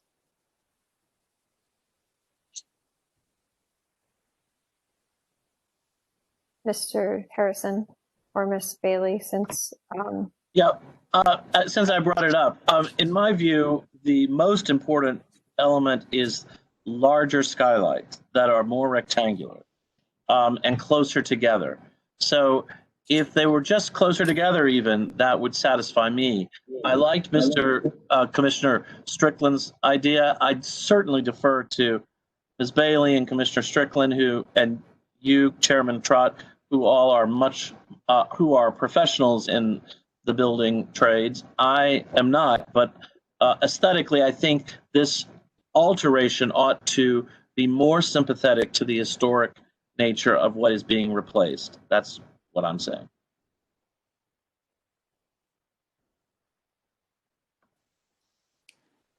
Madam Chair, this is Bob Strickland. So I would just suggest to the applicant that she takes our input and can research what's available from Phillips to accomplish what is being suggested, if the applicant is willing to do that. Yeah, we can do that. Okay. Other questions or comments from the commission? Madam Chair, we have Ms. Bailey with her hand raised. Go ahead, Ms. Bailey. I was going to make a motion. If there's no further questions, please go ahead. I move the project presented as is, with the intent of the architect reviewing the suggestion for the roof, the skylight, and present that to staff for review on the final look of it. Second. So we have a motion, we have a second. Any further discussion? Madam Chair, I have one other question. If we go back to the pictures of the existing structure, I just have a question about the shutters. It appears in this elevation in the upper left, looks like a shutter is missing. And on the proposed elevation for the windows that are being replaced, it doesn't look like there's any shutters on that elevation. Is that because it cannot be seen from the street? And I want to know what the intent is in terms of either retaining or eliminating the shutters for the rest of the elevations. The intent is to replace the shutter that is missing in the upper left-hand photo. And then on the northeastern facade, the facade with the changes that we're mostly focused on, there aren't existing shutters, and we were not going to propose to add shutters. And the only thing I can think of is that the Buckeye tree significantly blocks that upper window. And I think that's the only reason that they don't currently have shutters on those. They're not operable. They're just, and I don't think they're historic. They're just that. They are not historic, I can assure you. No. So unless we have the opportunity to take them all away, if that's the preference of the committee, there's a little whimsy charm to them. So the client was wanting to just replace the one and then leave the rest as is, but. Madam Chair, we have Ray Christosic with his hand raised. Go ahead, Ray.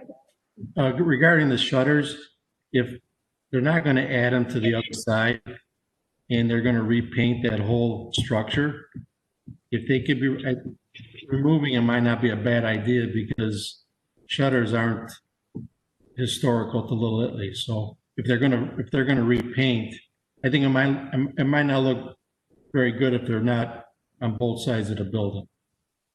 Just a thought. You just reiterated what I was going to say. I personally don't think they, in my opinion, add much to the sides of the building. So I personally would support just removing the other ones from the sides. So both sides do not have the shutters. The front of the building,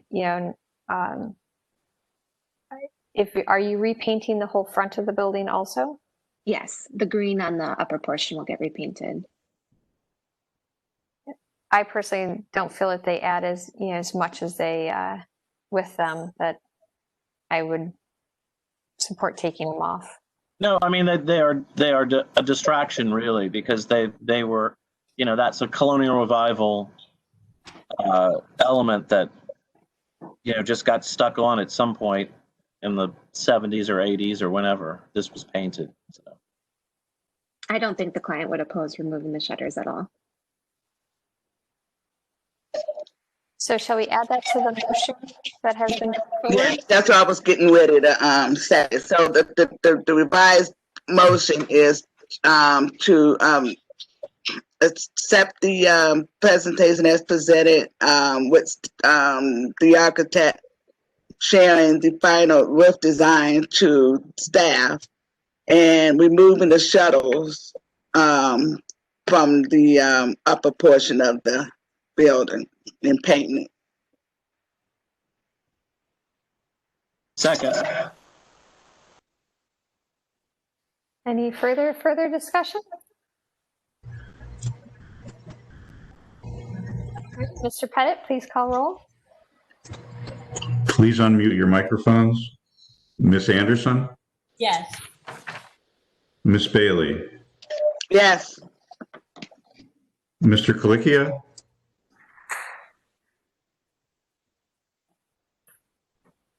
Mr. Colicchio?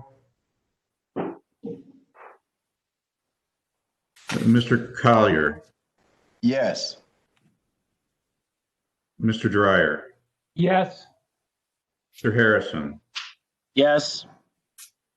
Mr. Strickland? Yes. Mr. Tarasik? Yes. Ms. Trott? Yes. Motion passes unanimously. Excellent. Thank you for the presentation. We look forward to seeing your project progress. Thank you, guys. We'll now move on to our fourth applicant, located at 5413 Lorraine Avenue, new signs for T-Mobile. Good morning, everyone. Good morning. So my name's Marie. I'm representing T-Mobile. I'm with Signorama, and T-Mobile has purchased Metro PCS, and they're requesting a new sign for the front of the building. It's a cabinet sign, illuminated cabinet sign with routed push-through letters.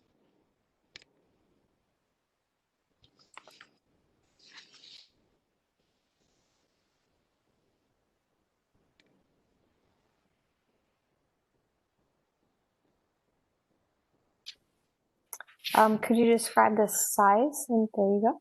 Or tell Maurice to advance your slides as you'd like. It's an 11-foot by 2-foot cabinet.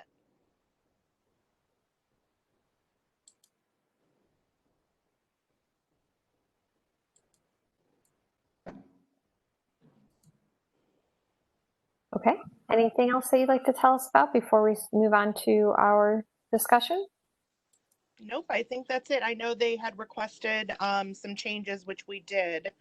They had requested us change, grab my paper, moving the side of the building on either side signs, which we did remove that, and those will be removed at time of installation. And then we needed to shrink the front sign, which we did. Madam Chair, we have Mr. Pettit and Mr. Harrison. Okay. Do we have feedback from the local? I'm sorry, I didn't want to cut off the applicant. Are you anything else that related to your presentation, or should we move on to our discussion? No, that's all. Okay, thank you. Thank you. Feedback from the local committee?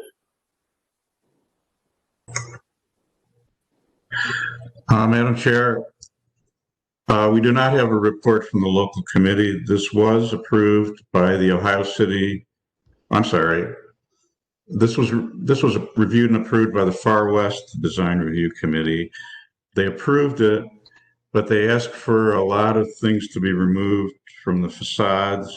I'm going to defer to Mr. Brunges, if he's still here.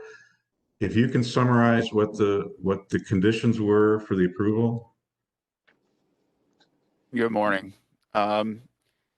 There had been some discussion about the signs on the side of the building. If you could go to the current conditions, which is after this. Doing some research after the committee had made their recommendations, found that this signage on the sides of the building were not approved. They never went through a process.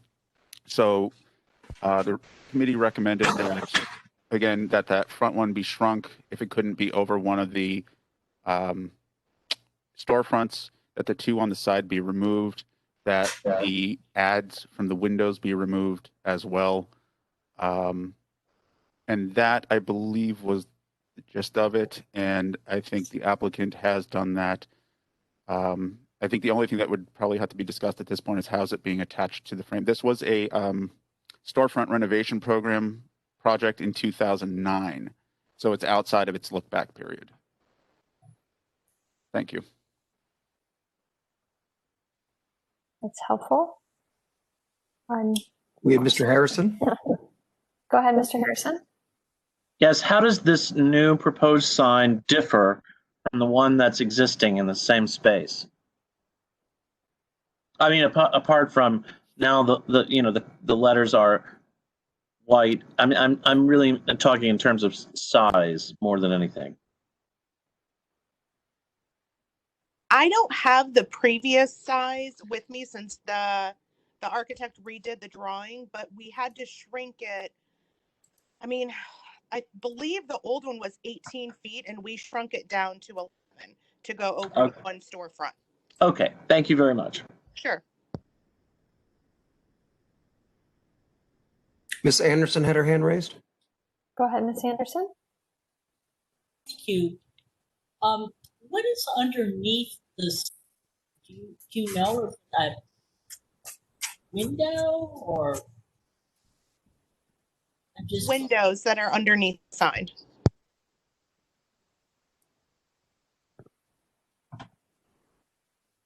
Does Metro by T-Mobile occupy the entire storefront or only parts of it? My understanding is that they only do just that storefront. I don't believe that they run out of the entire building, because I think that was the original issue, was that the sign originally that they did not do permits for went over the entire storefront where other tenants were.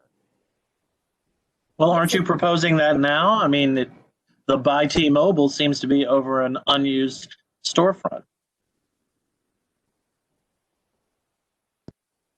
Question. When they originally proposed to us, they just wanted it cut down to go over those windows. That was what they asked of us. I don't know if Carl has any more information on that.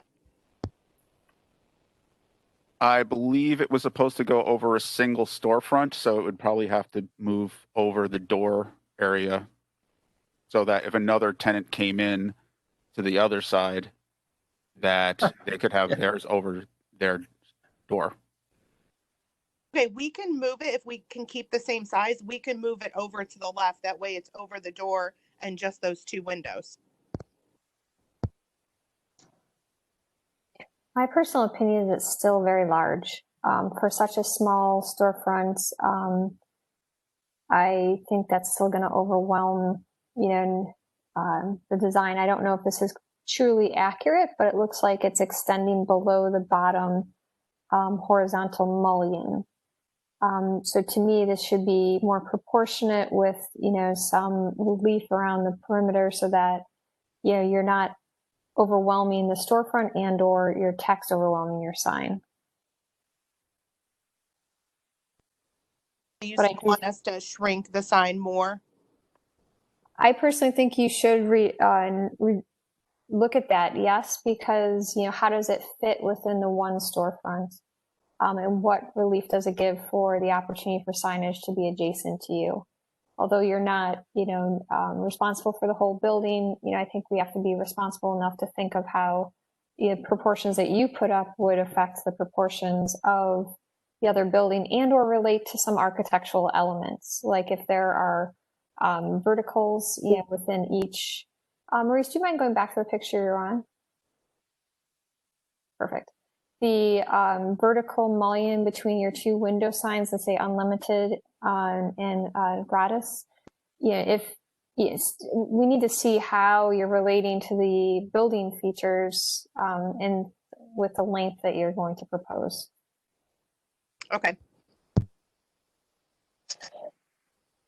But that would, either strengthen, validate, or push me personally to request it to be shrunk if it's not relating to architectural elements, and taking into consideration how signage on the next storefront could be added so that the building itself maintains its character, but gets the new signage within the design. Does that make sense? Yeah, thank you. We also have Ms. Bailey. Go ahead, Ms. Bailey. And Ms. Anderson. Based on the photograph I'm looking at, the space on the right is with those cardboards is empty, and that's not T-Mobile, correct? I'm talking to the. Correct, it's not. Yeah, we're going to move the sign over to the left. That way it goes over Metro's front door. Okay, all right.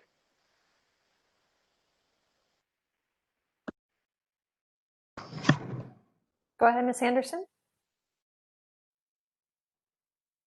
I'm sorry, my hand was up from before.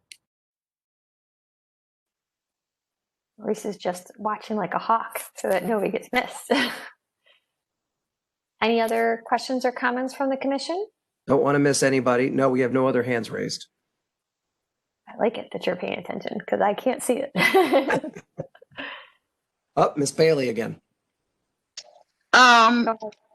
Is this call for a motion, or does this applicant needs to come back? Because I can make a motion, and I'm leaving it up to the commission. To move the sign over to the left, and that the final design, just be shown to staff, and the size and everything. Or do you want them to come back? Adrian, I think they could go to staff, don't you? Yeah, I agree. So that's going to be part of the motion. All right. The motion is the applicant to approve the project as presented, but the signage need to be, the size wise need to be looked at again due to the fact that you're moving it over to another location, and that the final design be reviewed to staff. Second. Further discussion? Can I ask staff, are you comfortable reviewing this or approving this based on the motion? Staff is very comfortable with this. My apology. Do I need to add any motion to signs on the side of the building? I think it would be appropriate to include the removal of extraneous signs and unapproved signs as part of the motion. Okay, I'm reading. From both the sides and the front windows. All right. I'm going to rephrase it.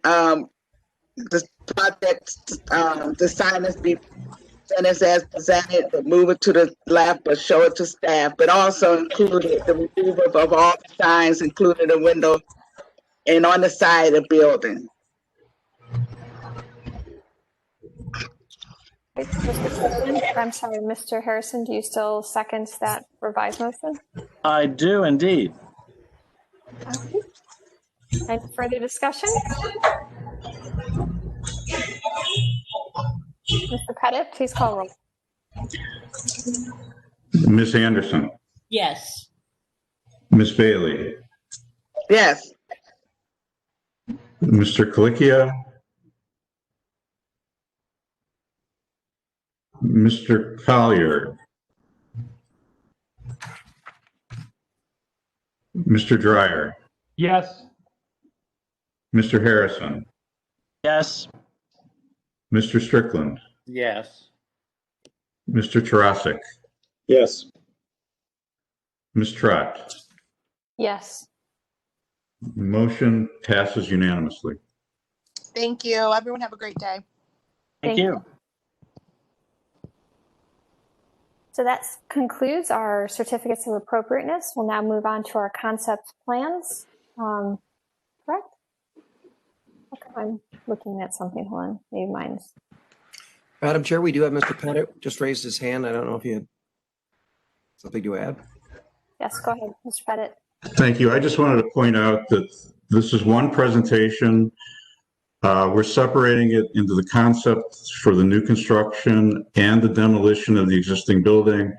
The applicant has asked us to take action on the demolition today. So we will not be taking a vote on the concept, but we will be voting on the request for demolition. Thank you. Okay, so that's why it goes concepts back to certificate of appropriateness? That's correct, yes. Okay, so we have not concluded our certificate of appropriateness. We will continue on, and can I restate this a little bit, that we're not moving on to concept, we're going to review the demolition, but reviewing the concept only, or reviewing the new design as concept only. The only one we'll be voting on would be the demolition, right? Did I get that right? I think that's correct. Thank you. All right. So we're still in our certificates of appropriateness. Madam Chair, I believe we have Anya, and again, I'm not going to try the last name. Please go ahead and tell us about your project. Hi, Anya Colsar from Detroit Shoreway and the Director of Real Estate Development. Thank you all for allowing us time today to present our project. While we are asking for demolition approval of the Detroit Chateau and the walls ran to the library, We also will take any feedback on the concept plan as we are still under development of this. So if there are comments on it, we will take those and hear those comments. And I'm going to turn it over to my colleague, Brittany Sanger, who's going to go through the presentation. And with us today, we have representatives from Bialowski Partners. I'm not sure if we have someone from RP Madison, and we also have our colleagues at the library, Eric, Jasmine, Jean, and Kathleen. And sorry if I missed anyone. So they'll be also on the line to help answer any questions. And I'll turn it over to Brittany. Great, thank you, Anya. Thank you, everyone. So like Anya mentioned, today we're going to be talking about the proposed demolition of two properties, the Walls branch of the Cleveland Public Library and the Detroit Chateau, as well as going over the concept plan for a new development that will take their place. So project team, we have Detroit Shoreway and Cleveland Public Library, as well as the architecture and design team being made up of Bialowski Partners and RP Madison International. Next slide, please. So this project site is located on the western edge of the Gordon Square Local Landmarks District. Next slide, please. And for context, the project site is located on the corner of Detroit Avenue and West 80th Street, and it is located right to the west of the St. Augustine Tower and across the street from the St. Augustine Health Campus. Next slide, please. Here are some context photos of the Detroit Chateau property, so looking at it from the north, east, and west. Next slide, please. Some additional context photos of nearby buildings. We have the St. Augustine Tower to the east. Across the street is an apartment building owned by Detroit Shoreway, the Merville, located on the southwest corner of Detroit and West 80th. And down the street to the east, we have La Sagrada Familia Church, and the Commons at West Village are down a ways to the west. Next slide, please. Additional context photos of the site. The top right photo is showing the rear of the Detroit Chateau property, as well as some vacant land to the north that is owned by Detroit Shoreway and is part of the proposed new development. Next slide, please. So the Detroit Chateau property is 19 units of affordable housing. This property was built in 1920, and we did submit this to for National Register in 2013, but SHPO determined that it does not possess any significant historical or architectural character. This property does currently have about 1.5 million in identified capital needs, and Detroit Shoreway has been subsidizing about $20,000 in annual losses from operations at this property, so it is a struggling asset for us. Currently, there are only 7 units occupied at this property. Next slide, please. This slide shows some current conditions of the site. As you can see, there are some definite capital needs at this property. Next slide, please.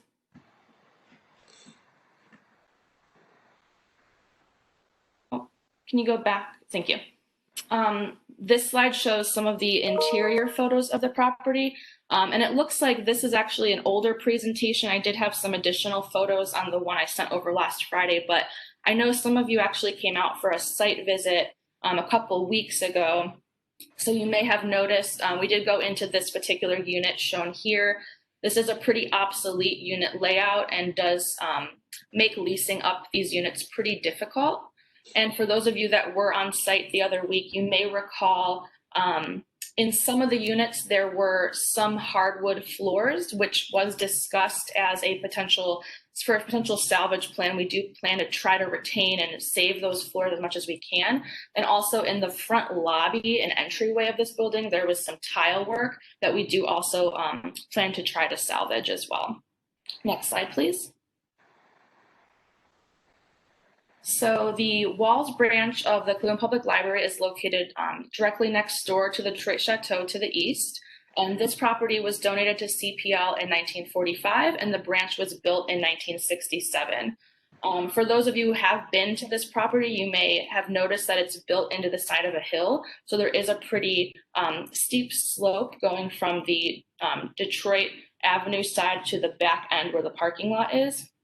One of the main issues with this building is that The restrooms and some of the meeting rooms are located in that lower level, and there is no elevator at this property. So people who are unable to take the stairs actually have to exit the building and go around through the parking lot to get to the restroom. So this poses a lot of challenges for folks. So through CPL's community vision plan, as well as their facilities master plan, CPL and the community identified a need for about 15,000 square feet of functional space to meet their programming requirements. Next slide, please. Here are some photos of current conditions at the site. Next slide, please. Was there one before that? Sorry, I think it might have gone too. Okay, go to the next one, sorry. Okay, Detroit Shoreway is committed to allowing residents the option to age gracefully within their neighborhood. So the proposed new development will serve seniors making at or below 60% of area median income through the development of a safe, adaptable, and service-enriched community hub. And with Cleveland Public Library as the anchor, the new energy-efficient building will provide spaces for connection and wraparound programming for residents. Next slide, please. So what you're looking at here is a rendering of the proposed new development that will take the place of the two existing structures. So you're looking at the corner of Detroit Avenue and West 80th Street. The glass structure in the front is the proposed new Cleveland Public Library Walls branch. You can see there is an entryway off of Detroit. If you look to where the sloped roof kind of ends to the east, that is a proposed new bus shelter, and an entryway for the residences is found within that interior courtyard that you can see here. Next slide, please. So this project is a mixed-use new construction building that is going to be senior housing dedicated to those making between 30 and 60% of AMI. And the Walls branch of the Cleveland Public Library will occupy the ground floor of this building. At this point in time, it will be about 75% of one bedrooms and 25% two bedrooms, with some studios also mixed in. So there's 5 studios. And this building will have a well-insulated building envelope, a central boiler, and electric mini-split HVAC systems to ensure efficiency and lower utility costs for residents. And the apartments will have on-site laundry, a community room, wellness center with on-site services, a shared green space and a rooftop deck, an on-site office, and shared parking. And the library will be 15,000 square feet with a 24-hour pickup and drop-off box, as well as after-hours meeting rooms. Next slide. So this here is the site plan. So as you can see, there is a one-way entryway, vehicular entryway off of Detroit Avenue going back into the parking lot, which will have 36 spaces. And on the western edge of that parking lot, you'll see a entry exit for vehicular onto West 80th, which is a one-way going north.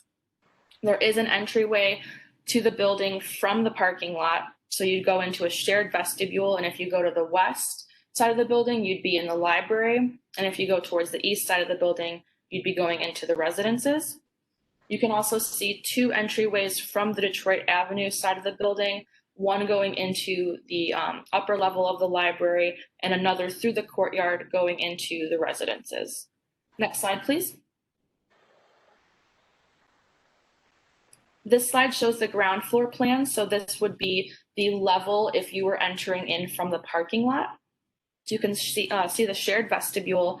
Again, going into the western side, you have the library space, after hours meeting rooms, restrooms, a shared elevator in the middle in purple. And then going to the east, you have a couple of accessibility rooms for the residences, as well as a couple of units. Next slide, please. The first floor plan would be the level if you were entering off of Detroit Avenue.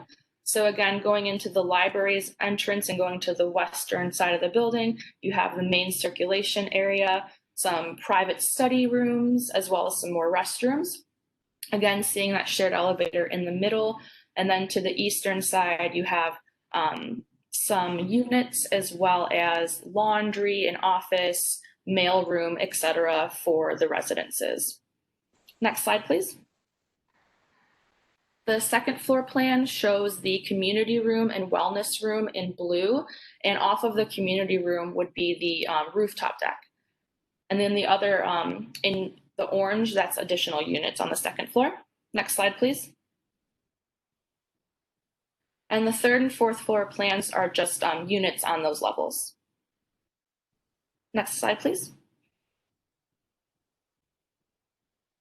So this is the south elevation of the building. So this would be if you were looking at it walking in from Detroit Avenue. So you can see those two separate entryways. Next slide, please. And this is the north elevation. So this would be if you were entering the building from the rear, from the parking lot. Next slide, please. And this is the east elevation. So here you can really see that elevation change going from the front to the rear parking lot. Next slide, please. And the west elevation, again, you can see that West 80th Street does have that grade change as you move north. Next slide, please.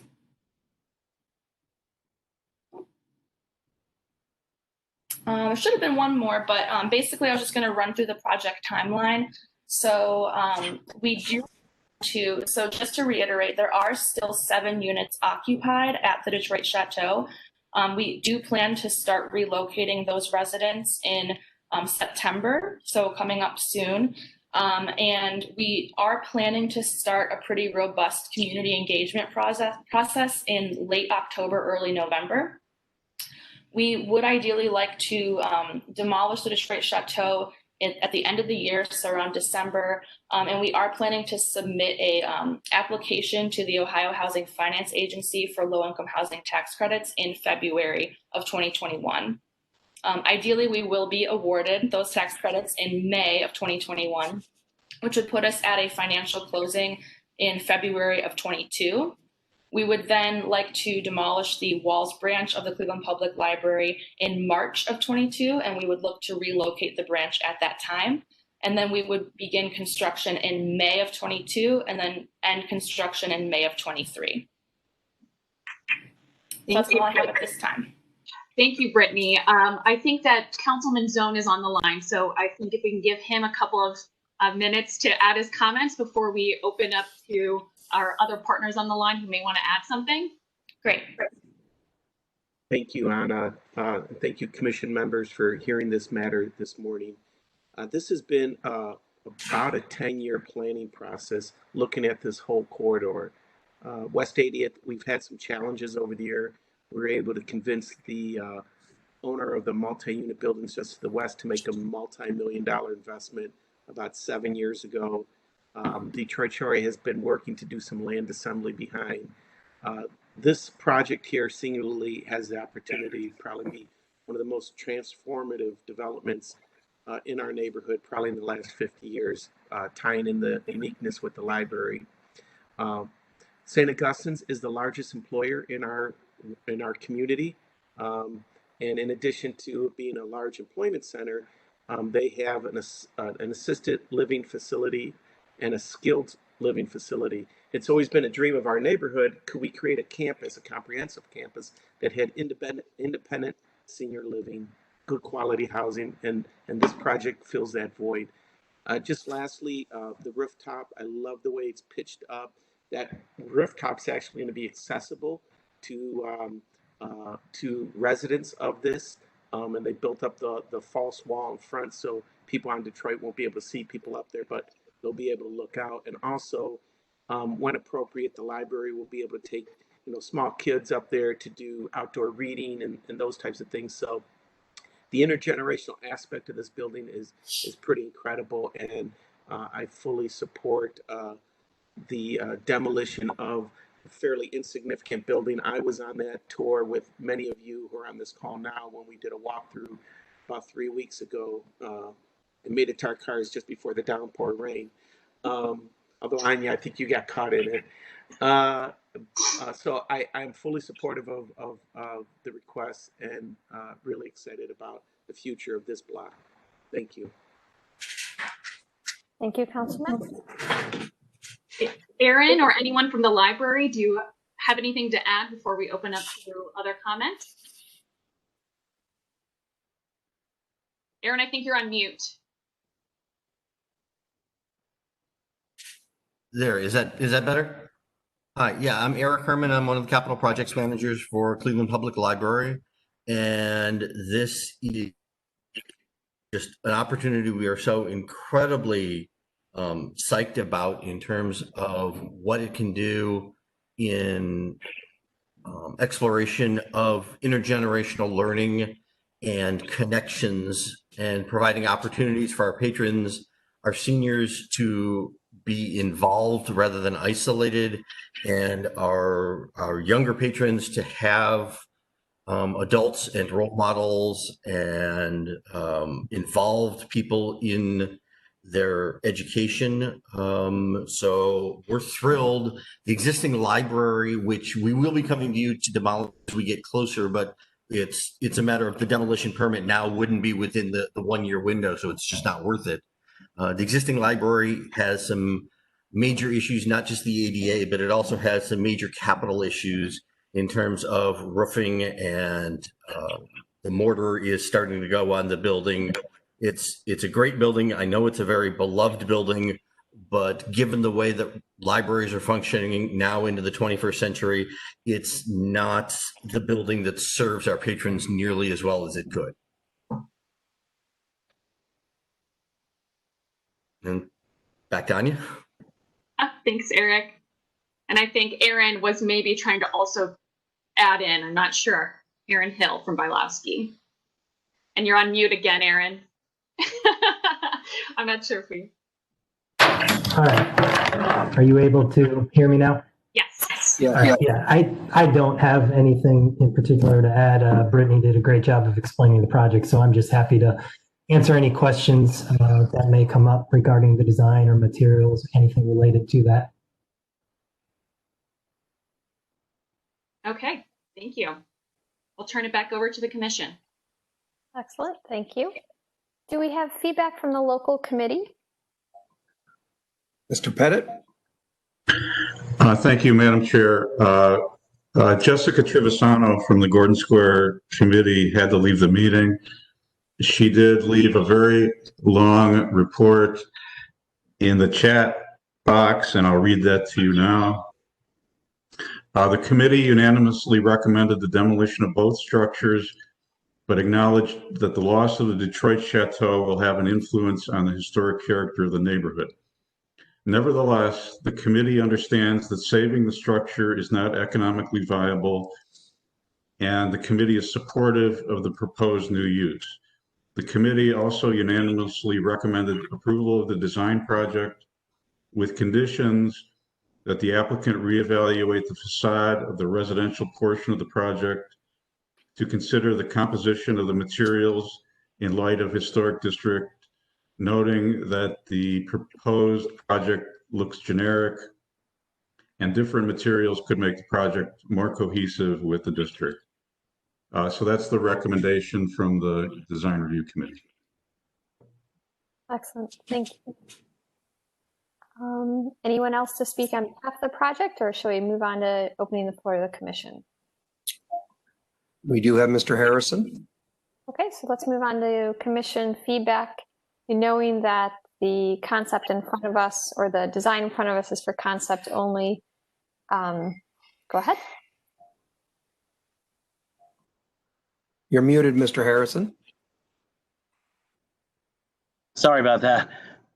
I'd just like to make a comment about quickly about the demolition. The Detroit Chateau building, while yes, it has a certain look and feel, there are so many apartment buildings of the same character that exist in this district that I do not feel I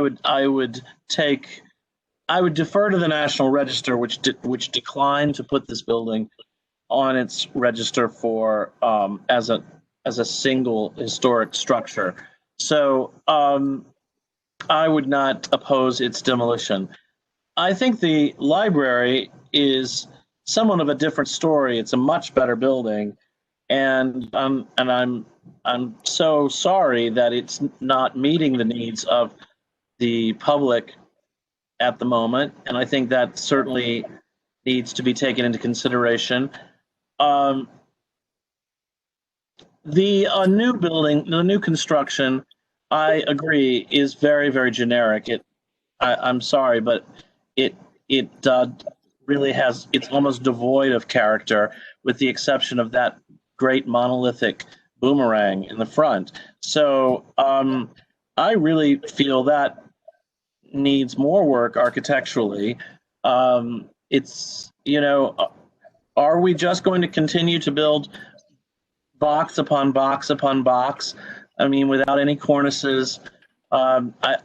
I just feel like that the new building ought to have more sympathetic character to the neighborhood, or else be much more distinctive in terms of its modernity.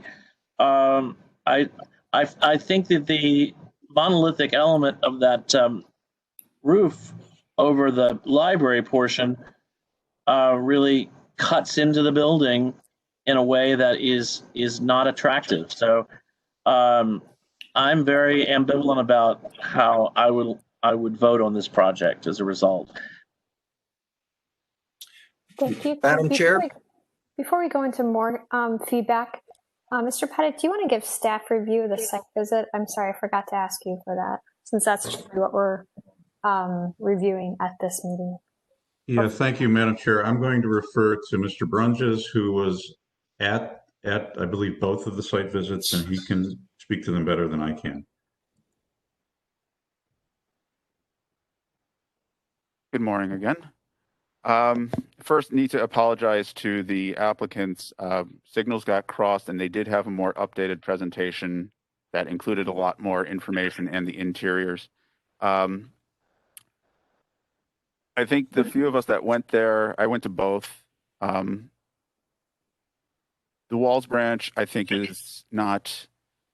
It does not meet the needs, and yes, it's a nice, I guess, prairie style building. I think it was built in 1967, and though eligible, I don't think it meets the community needs. And interior wise, the Detroit Chateau does need a lot of work, and we talked about the salvage plan and making sure that everything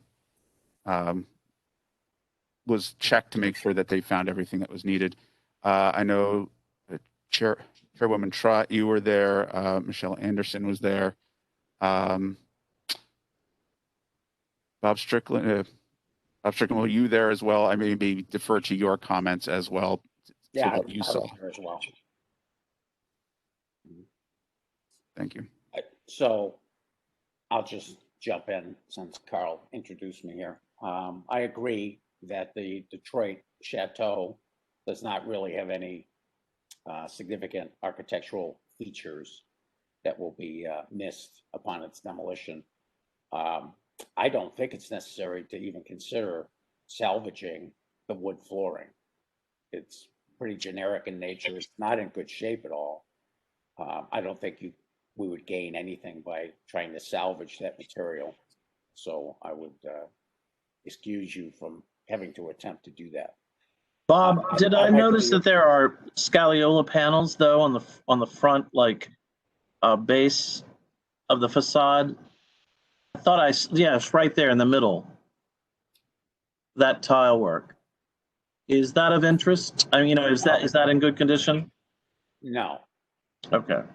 On the exterior elevation, you mean?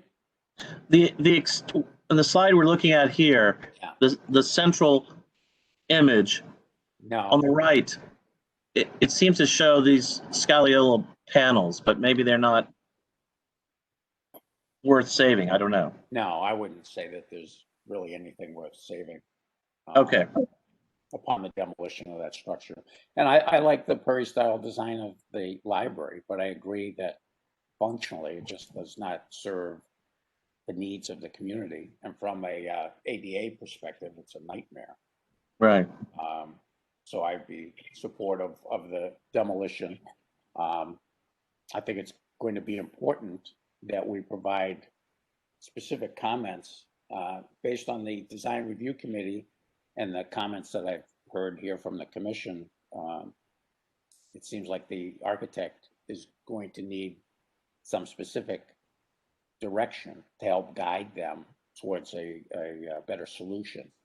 I think the goal of the combined structure between the residents serving the senior community and the libraries is something that should be applauded. But if the design is in the current proposal concept thought to be too generic, then I think it's extremely important that the architects explain what materials are being proposed and that we have a almost a working session to help guide them towards a solution that better serves the community.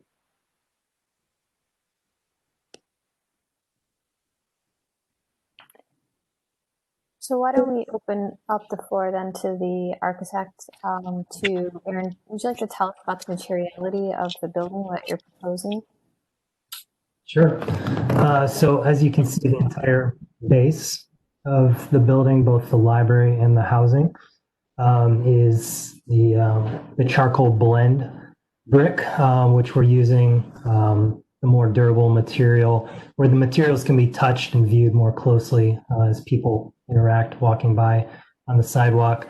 The simulated wood phenolic panel is used, highlighted areas around the glazing where we're trying to draw your eye and attention both into the library as well as marking where the entry is for both the library and into that courtyard for the residents.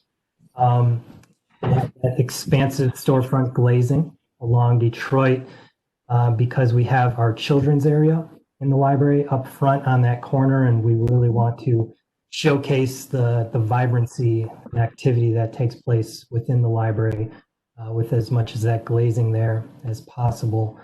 For the housing, as we move, off of the street and up above that water table, that first floor of brick, we have a combination of the lighter gray colored fiber cement panels, and the darker gray is a form metal panel with a variable rib pattern.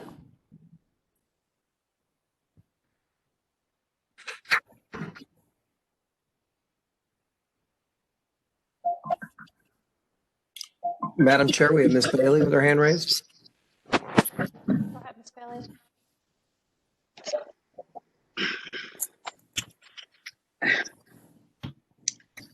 Hi, I'm agreeing with the Mr. Harrison concept of the apartment in the library being monolithic. It's not having any type of feature. By looking at the existing library, how you can see the detail of the windows, the detail of the roof, and the color manipulation. I'm not seeing anything here. Especially on the roof edge, even though you're trying to look like you're trying to imitate brick along here, it looks like it's wood treatment underneath the cantilever. Is that wood material underneath? I'm assuming. Yes. Okay. And I agree that the elevations and the material need to be kind of worked at, especially the window trims. So you can see going from, including the Chateau, going from both of those buildings where you can see, I'm not saying to duplicate it. I'm not saying that. But what I'm saying is how the manipulation and the material. Can we go back to the library and I could just, while I'm describing this, the existing library. Yeah, you see how they manipulating the roof, extending portion of it going up, and the lower roof, and some. If you can just try to blend in something like that, I'm not saying to duplicate, but with the concept you already have, to try to bring out that strength of what you're trying to accomplish, what you have already, could make the material and the architecture feature a little better. So, if I could jump in, Adrian, I think you were exactly right. You know what I'm saying? Yeah. Because I'm not saying it's duplicated, but everything looks the same if you go back to the other one. Although you're trying to change it with the color, everything still looks the same. So I know Maurice is trying to go back to that elevation, but I do have a question. I don't know if it was shown. There was a comment made of trying to use the rooftop for the guests to go on top of the library. Am I correct? Yes, there is right now plans that would be accessible to residents in the building and could be available for programming with the library. So it wouldn't be available to the public at all times, just to protect privacy of residents who live in this building. But certain programming could happen on that rooftop space that is directed by the library, and they can bring patrons up to utilize that space. Do you have a rough plan of that, or that's one of the slides I was mixing? Because I want to know where exactly is the rooftop that the tenant would be. If you go to, I believe it would be the second level plan, Maurice. It should show it there, and that'll be easier. So you can see that the hashed area towards that area right there is the area right now that is planned for rooftop deck. So it is not the full area of the rooftop, but this is an area that would be more sheltered and more private that we think would be better overall for use. So it would have some wind protection, and you would not be visible from the street, so it would feel a little more private. So we're trying to play with different levels of privacy and intimacy. While we're putting a very public programming with senior housing, we want to still make sure that there are some more private spaces that people can feel comfortable in. Well, I think that trapezoidal element is going to obscure the view to the streetscape.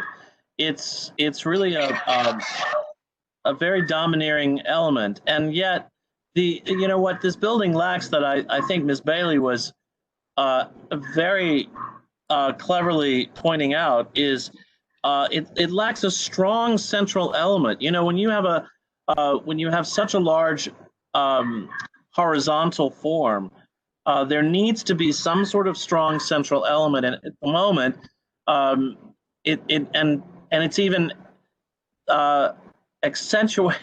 It's even made worse, let me put it that way, by coloring it dark like this.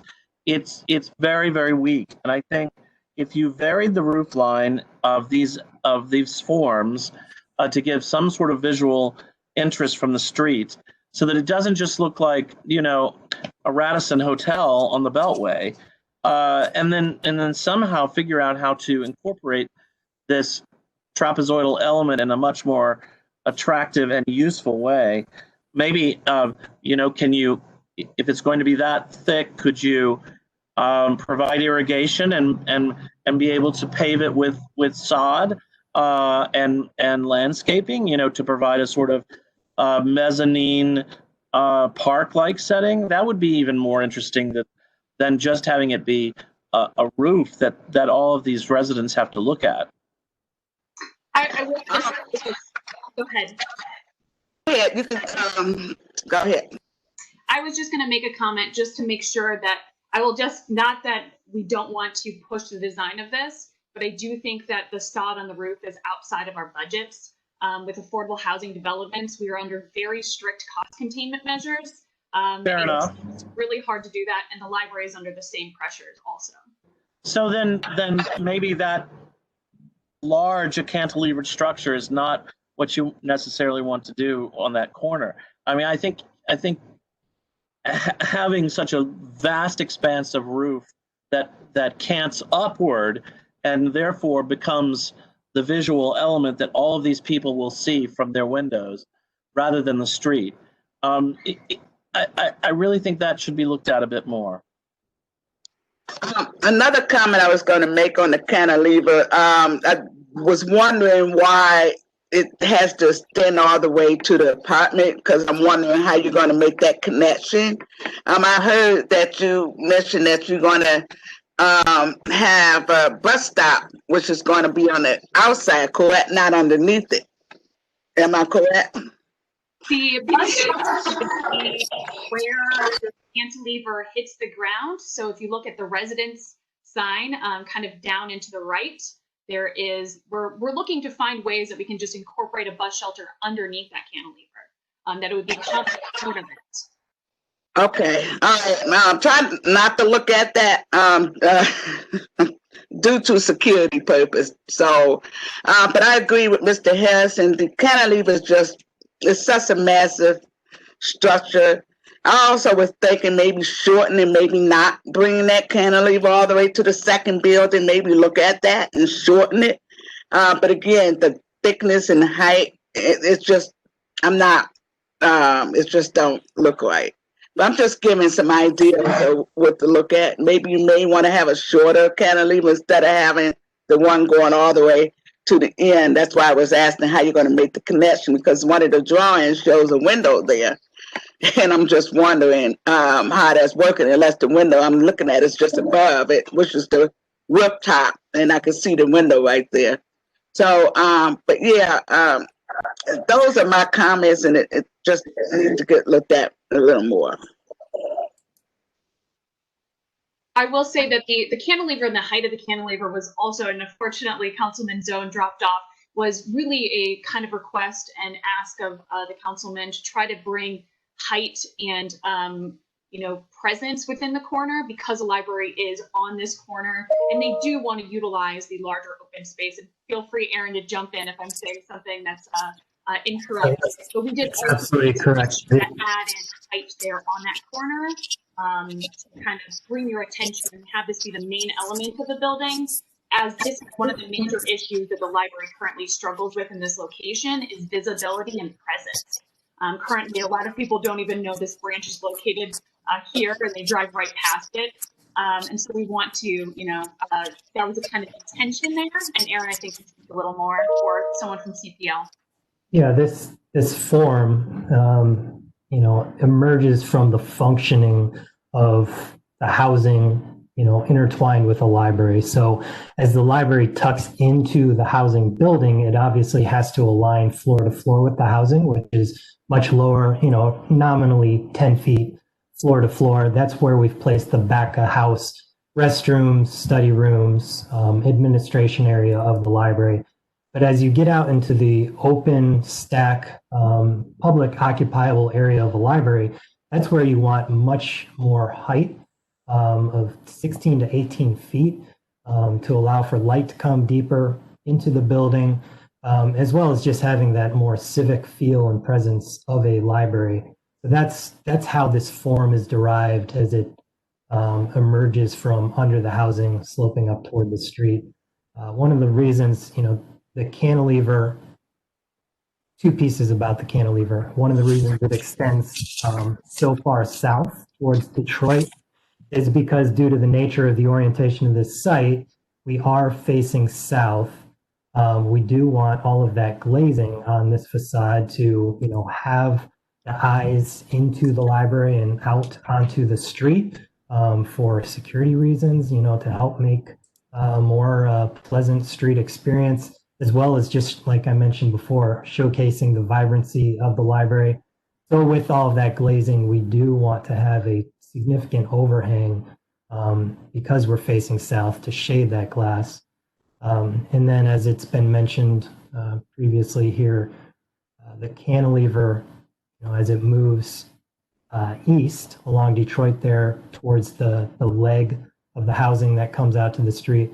The reason that was done was to really create threshold, clearly denoting, marking an entry into both the library, which is out at the sidewalk, as well as marking this threshold that you have to pass through into the more private courtyard to get into the residence. We were looking at various ways of how we do that, how you mark a moment of when you are entering a more private area. We certainly did not want to use anything like a fence or a gate, And thus we're looking at how we could mark that entry overhead. And my last comment is the sign. Is this going do you actually wanted to put those signs at the locations? That's the address. That's our current thought process, but that is a detail that, you know, we're still working out. If there's any thoughts on that, feel free to provide them. Well, banner signs like that really are almost unreadable. You know, people just don't read like that. And numbers are one thing, but names and the like are just very hard to read. So maybe, you know, you soften the cantilevered element with your signage along the cantilever. I don't know, but I think a large, humongous blade sign like that is not going to serve your purpose. And again, I am 100,000% in favor of the whole project. It's just, I think consider a cornice, consider some central strong element that maybe rises above the roof line in some way to give more visual interest. And you know, and I think you can take your cue from even the modernist buildings that are near there. You know, they all have some sort of decorative elements. They're not just walls that define space, the end. So I think that's really where my comments lie. Thank you very much. Thank you. Other questions or comments? We have Adrian's hand, but I think that was previous. Okay. I'll just interject my comments at this time. You know, I think it's very intriguing. I'm with Mr. Harrison that I am fully supportive of this building. You know, being on the site visits and walking both buildings, I think that the residents really are in poor condition, and to really make them viable for the community and Detroit Shoreway, they do need to be replaced. They don't feel that they're at a point that they can be renovated and restored. And the library, although it's a very charming building, I've lived in the neighborhood for 24 years, and it's not very welcoming or accepting because of how the building is tucked away from the street. So I personally feel that bringing the library closer to the street and interacting with the public in the public way is a great choice and opportunity that we have with this project. I do echo a little bit of, you know, right now I think it's a nice design, but it's not quite working all together to me either. I do understand the challenges in trying to bring that height to the corner, but I think it still needs to be studied. I'm still struggling. Is the center part of that large cantilever as it steps back to the residence, is that open roof, you know, which is, let's say, aligned with the 7918, you know, area of the roof? Is that open or is it solid all the way back? It's open. It's just at the entry to the library as that cantilever moves over and then back down to the ground. That's the only piece you can see the dashed line there that represents the overhead. Oh. So that courtyard is entirely open to above. Got it. You can see we've extended the roof just over the vestibule, the entry into the library. You can see there on the southeast corner. Got it. I didn't pick that up when you said that before, because it reminds me somewhat of the building in a very removed way, but a Millennium Science Complex building at Penn State, where it has a very intriguing large roof line, but really opens it up to allow it not to feel overbearing. But right now, I think it is feeling a little, it's not fully developed. I think you need to continue to study the development of this so that the roof doesn't overpower the whole development, which I think it is right now. I think it could behoove to, you know, reduce it down some and maybe obscure that entrance and courtyard a little bit to the residents. So maybe they go on the north side of that large column that's supporting that roof. Maybe that, you know, gets shrunk down some so that the the marrying of the two elements isn't quite working for me personally right now. I think, you know, we need to decide maybe that it needs to be separate from the residents so that you can distinguish a little bit of the two, but understand that there's connection between the two also. And the materiality and looking at this area, I think the darker, with a large roof and the darker colors is not is going to achieve as much as you may want with this facility because it is so much larger than some of the other buildings in the area, which are all red brick. I'm not saying you have to be red brick, but a tone closer or a family of tones that was warmer versus cooler so that it related in some ways would be more appealing to me, I believe. And, you know, and creating some of those, you know, more distinguishable features that may not be, that other, you know, commission members have talked about, that and provide a little bit more interest to this building. Just from my own understanding, knowing that the St. Augustine Towers step back to its east, how can you give a site plan? Just how does the siting of this building relate to the siting? Because this building's set back from the street. Okay, so that building's set all the way back there. Mm-hmm. Got it. We were trying to meet the street, also knowing that, you know, we are in I believe we're in an urban form overlay or pedestrian retail. No, I cannot remember now. I feel like it's changed here a couple of times, but we did want to come to the street in the most way we could to try to bring a little more into this district and kind of retain that wall that we once had there with the Tree Chateau. Right. I've been reminded it's urban form overlay. Thank you. And I think that's just my comment of just showing a little bit more of the context of how it relates to the buildings adjacent to it. I mean, obviously the building to the west, we hope will soon, you know, follow this, this area and really start to redevelop and reestablish the street front in this area. Just, I guess that was, that comment's really going nowhere. So I'll just continue on that. Yeah, I think as you continue on the development of this, and obviously public review, I think the materiality, the dominance of that roof element and how it connects to the residents needs to continue to be studied so that, you know, right now these are two distinguishable elements and the marriage between the two, I don't think is fully, you know, achieving what you want.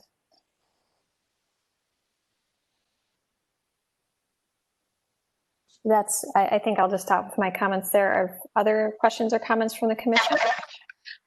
Could you go back to the first floor interior? Because I agree with Madam Chairwoman was saying. Could the architect explain the traffic on how the public and resident gets into the building from the first floor and from the parking lot? Sure. So if you can go back one slide further, because right now we're looking at the plan of Detroit Avenue. Okay. So if you were coming from the north, parking your car, you see the north vestibule there highlighted in blue. Both the residents as well as the library patrons enter through the same vestibule. So as you come, yes, right there, as you come in, if you were a resident, you would immediately turn left using a key card to get into the main lobby and taking the elevator or the stairs. But a patron would turn right and go up those stairs. That's a large open area that's open to above. You can take that grand stair up, or you can take the elevator up to the library level. So on this lower level, this is designed that this could remain open after hours to the community for different community meetings. So we have just on this lower level, our restrooms in the large main meeting room. You know, again, this would easily facilitate after hours usage for the community. So taking that stair or elevator up, if you go now to the next slide, once you come up, you're in the main open area. of the adult collection. And then off to the left there, you can see the more enclosed teen area. And then up on the southwest corner, which we really wanted to emphasize all of the activity and vibrancy of the library, we've placed the children's area in that corner of the street. You can see, as I was mentioning before, here we are restricted by the height of the floor to floor of the housing. As you can see, where we enter into that northern half of the library, that's where we have the administration staff area, restrooms, and some study rooms where we're going to have that lower ceiling height.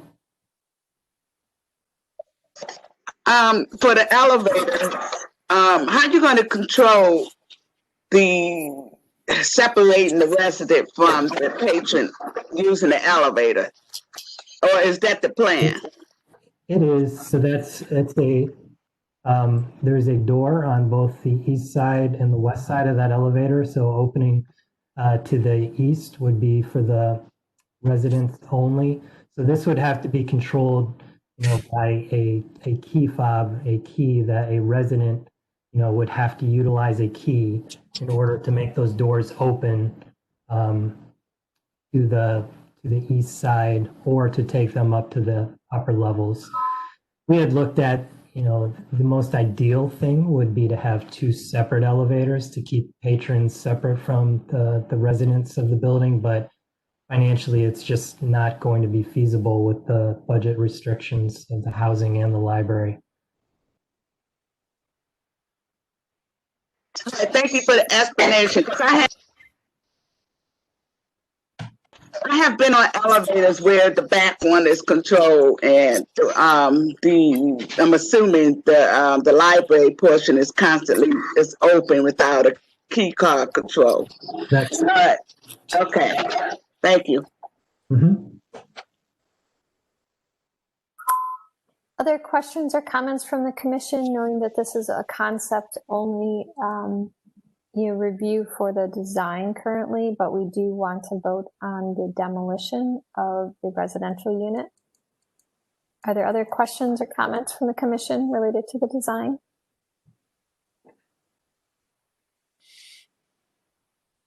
Mr. Hill, do you feel like you've received adequate feedback from the commission?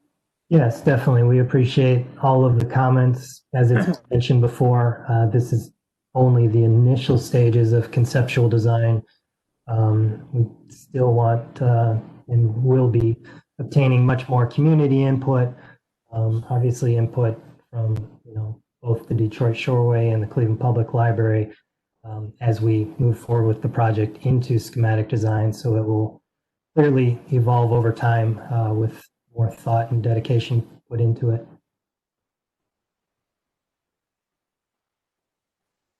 Excellent. Well, thank you for listening to our feedback. Other questions or comments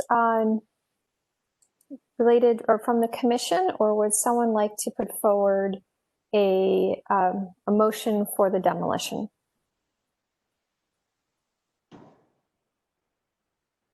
Madam Chair, I have a question. Just where this motion is just for the Detroit Chateau and not for the existing library, is that correct? Correct. They had stated that they'll come back at a future date for the demolition of the library based on, the permit versus construction or demolition date is what I've heard. Is that correct? I believe that is correct. Eric, I think is understood. All right, so I'll put a motion to approve the demolition of the Detroit Chateau building. We have a motion. Do we have a second?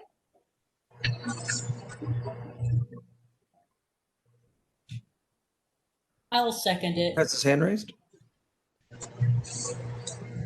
Okay, we had a motion and a second. Further discussion. Who had their hands raised? Oh, it was Mr. Dreyer, but he seconded the motion. Okay. Any further discussion? Okay, Mr. Pettit, please call roll related to the demolition of the residence. Ms. Anderson, Yes. Ms. Bailey, Yes. Mr. Kalikia, Mr. Collier,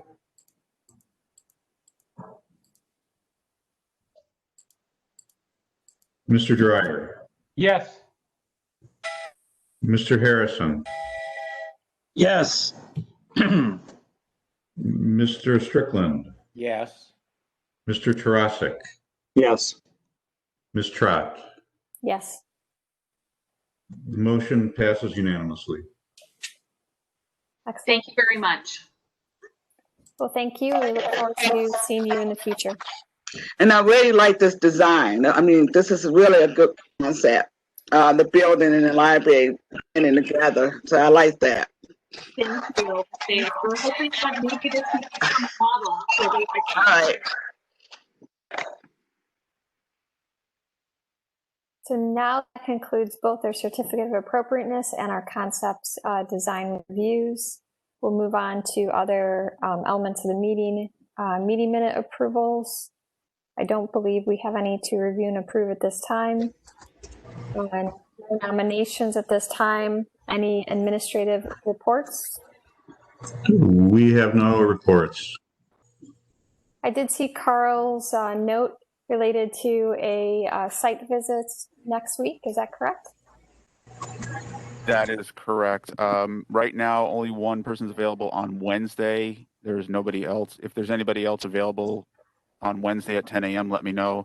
If not, then that's when we'll hold it for Michelle. I think you were the one that said you could make it then. Yes. I did too, Carl, I think so. Okay, okay. All right. Well, I appreciate it because I'm in a full arm cast, so I can't drive. So I will not be joining for the next few weeks. Show us. Put it up. Oh my gosh. Yeah. So I will not be joining. So with others that can join, it's, I think, appreciated by everyone. So I think that is all of the items on our agenda. So it takes us to adjournment. I think Stuart updated us that we no longer need to make a motion for formal adjournment. Is that correct? And still abide by Robert's rules? Yes, that's correct. Okay. So if there's nothing else related to the agenda, then we are adjourned. Everyone have a great week. Thank you. Thank you, everyone. Thank you. See everyone in 2 weeks. Thank you all. Bye.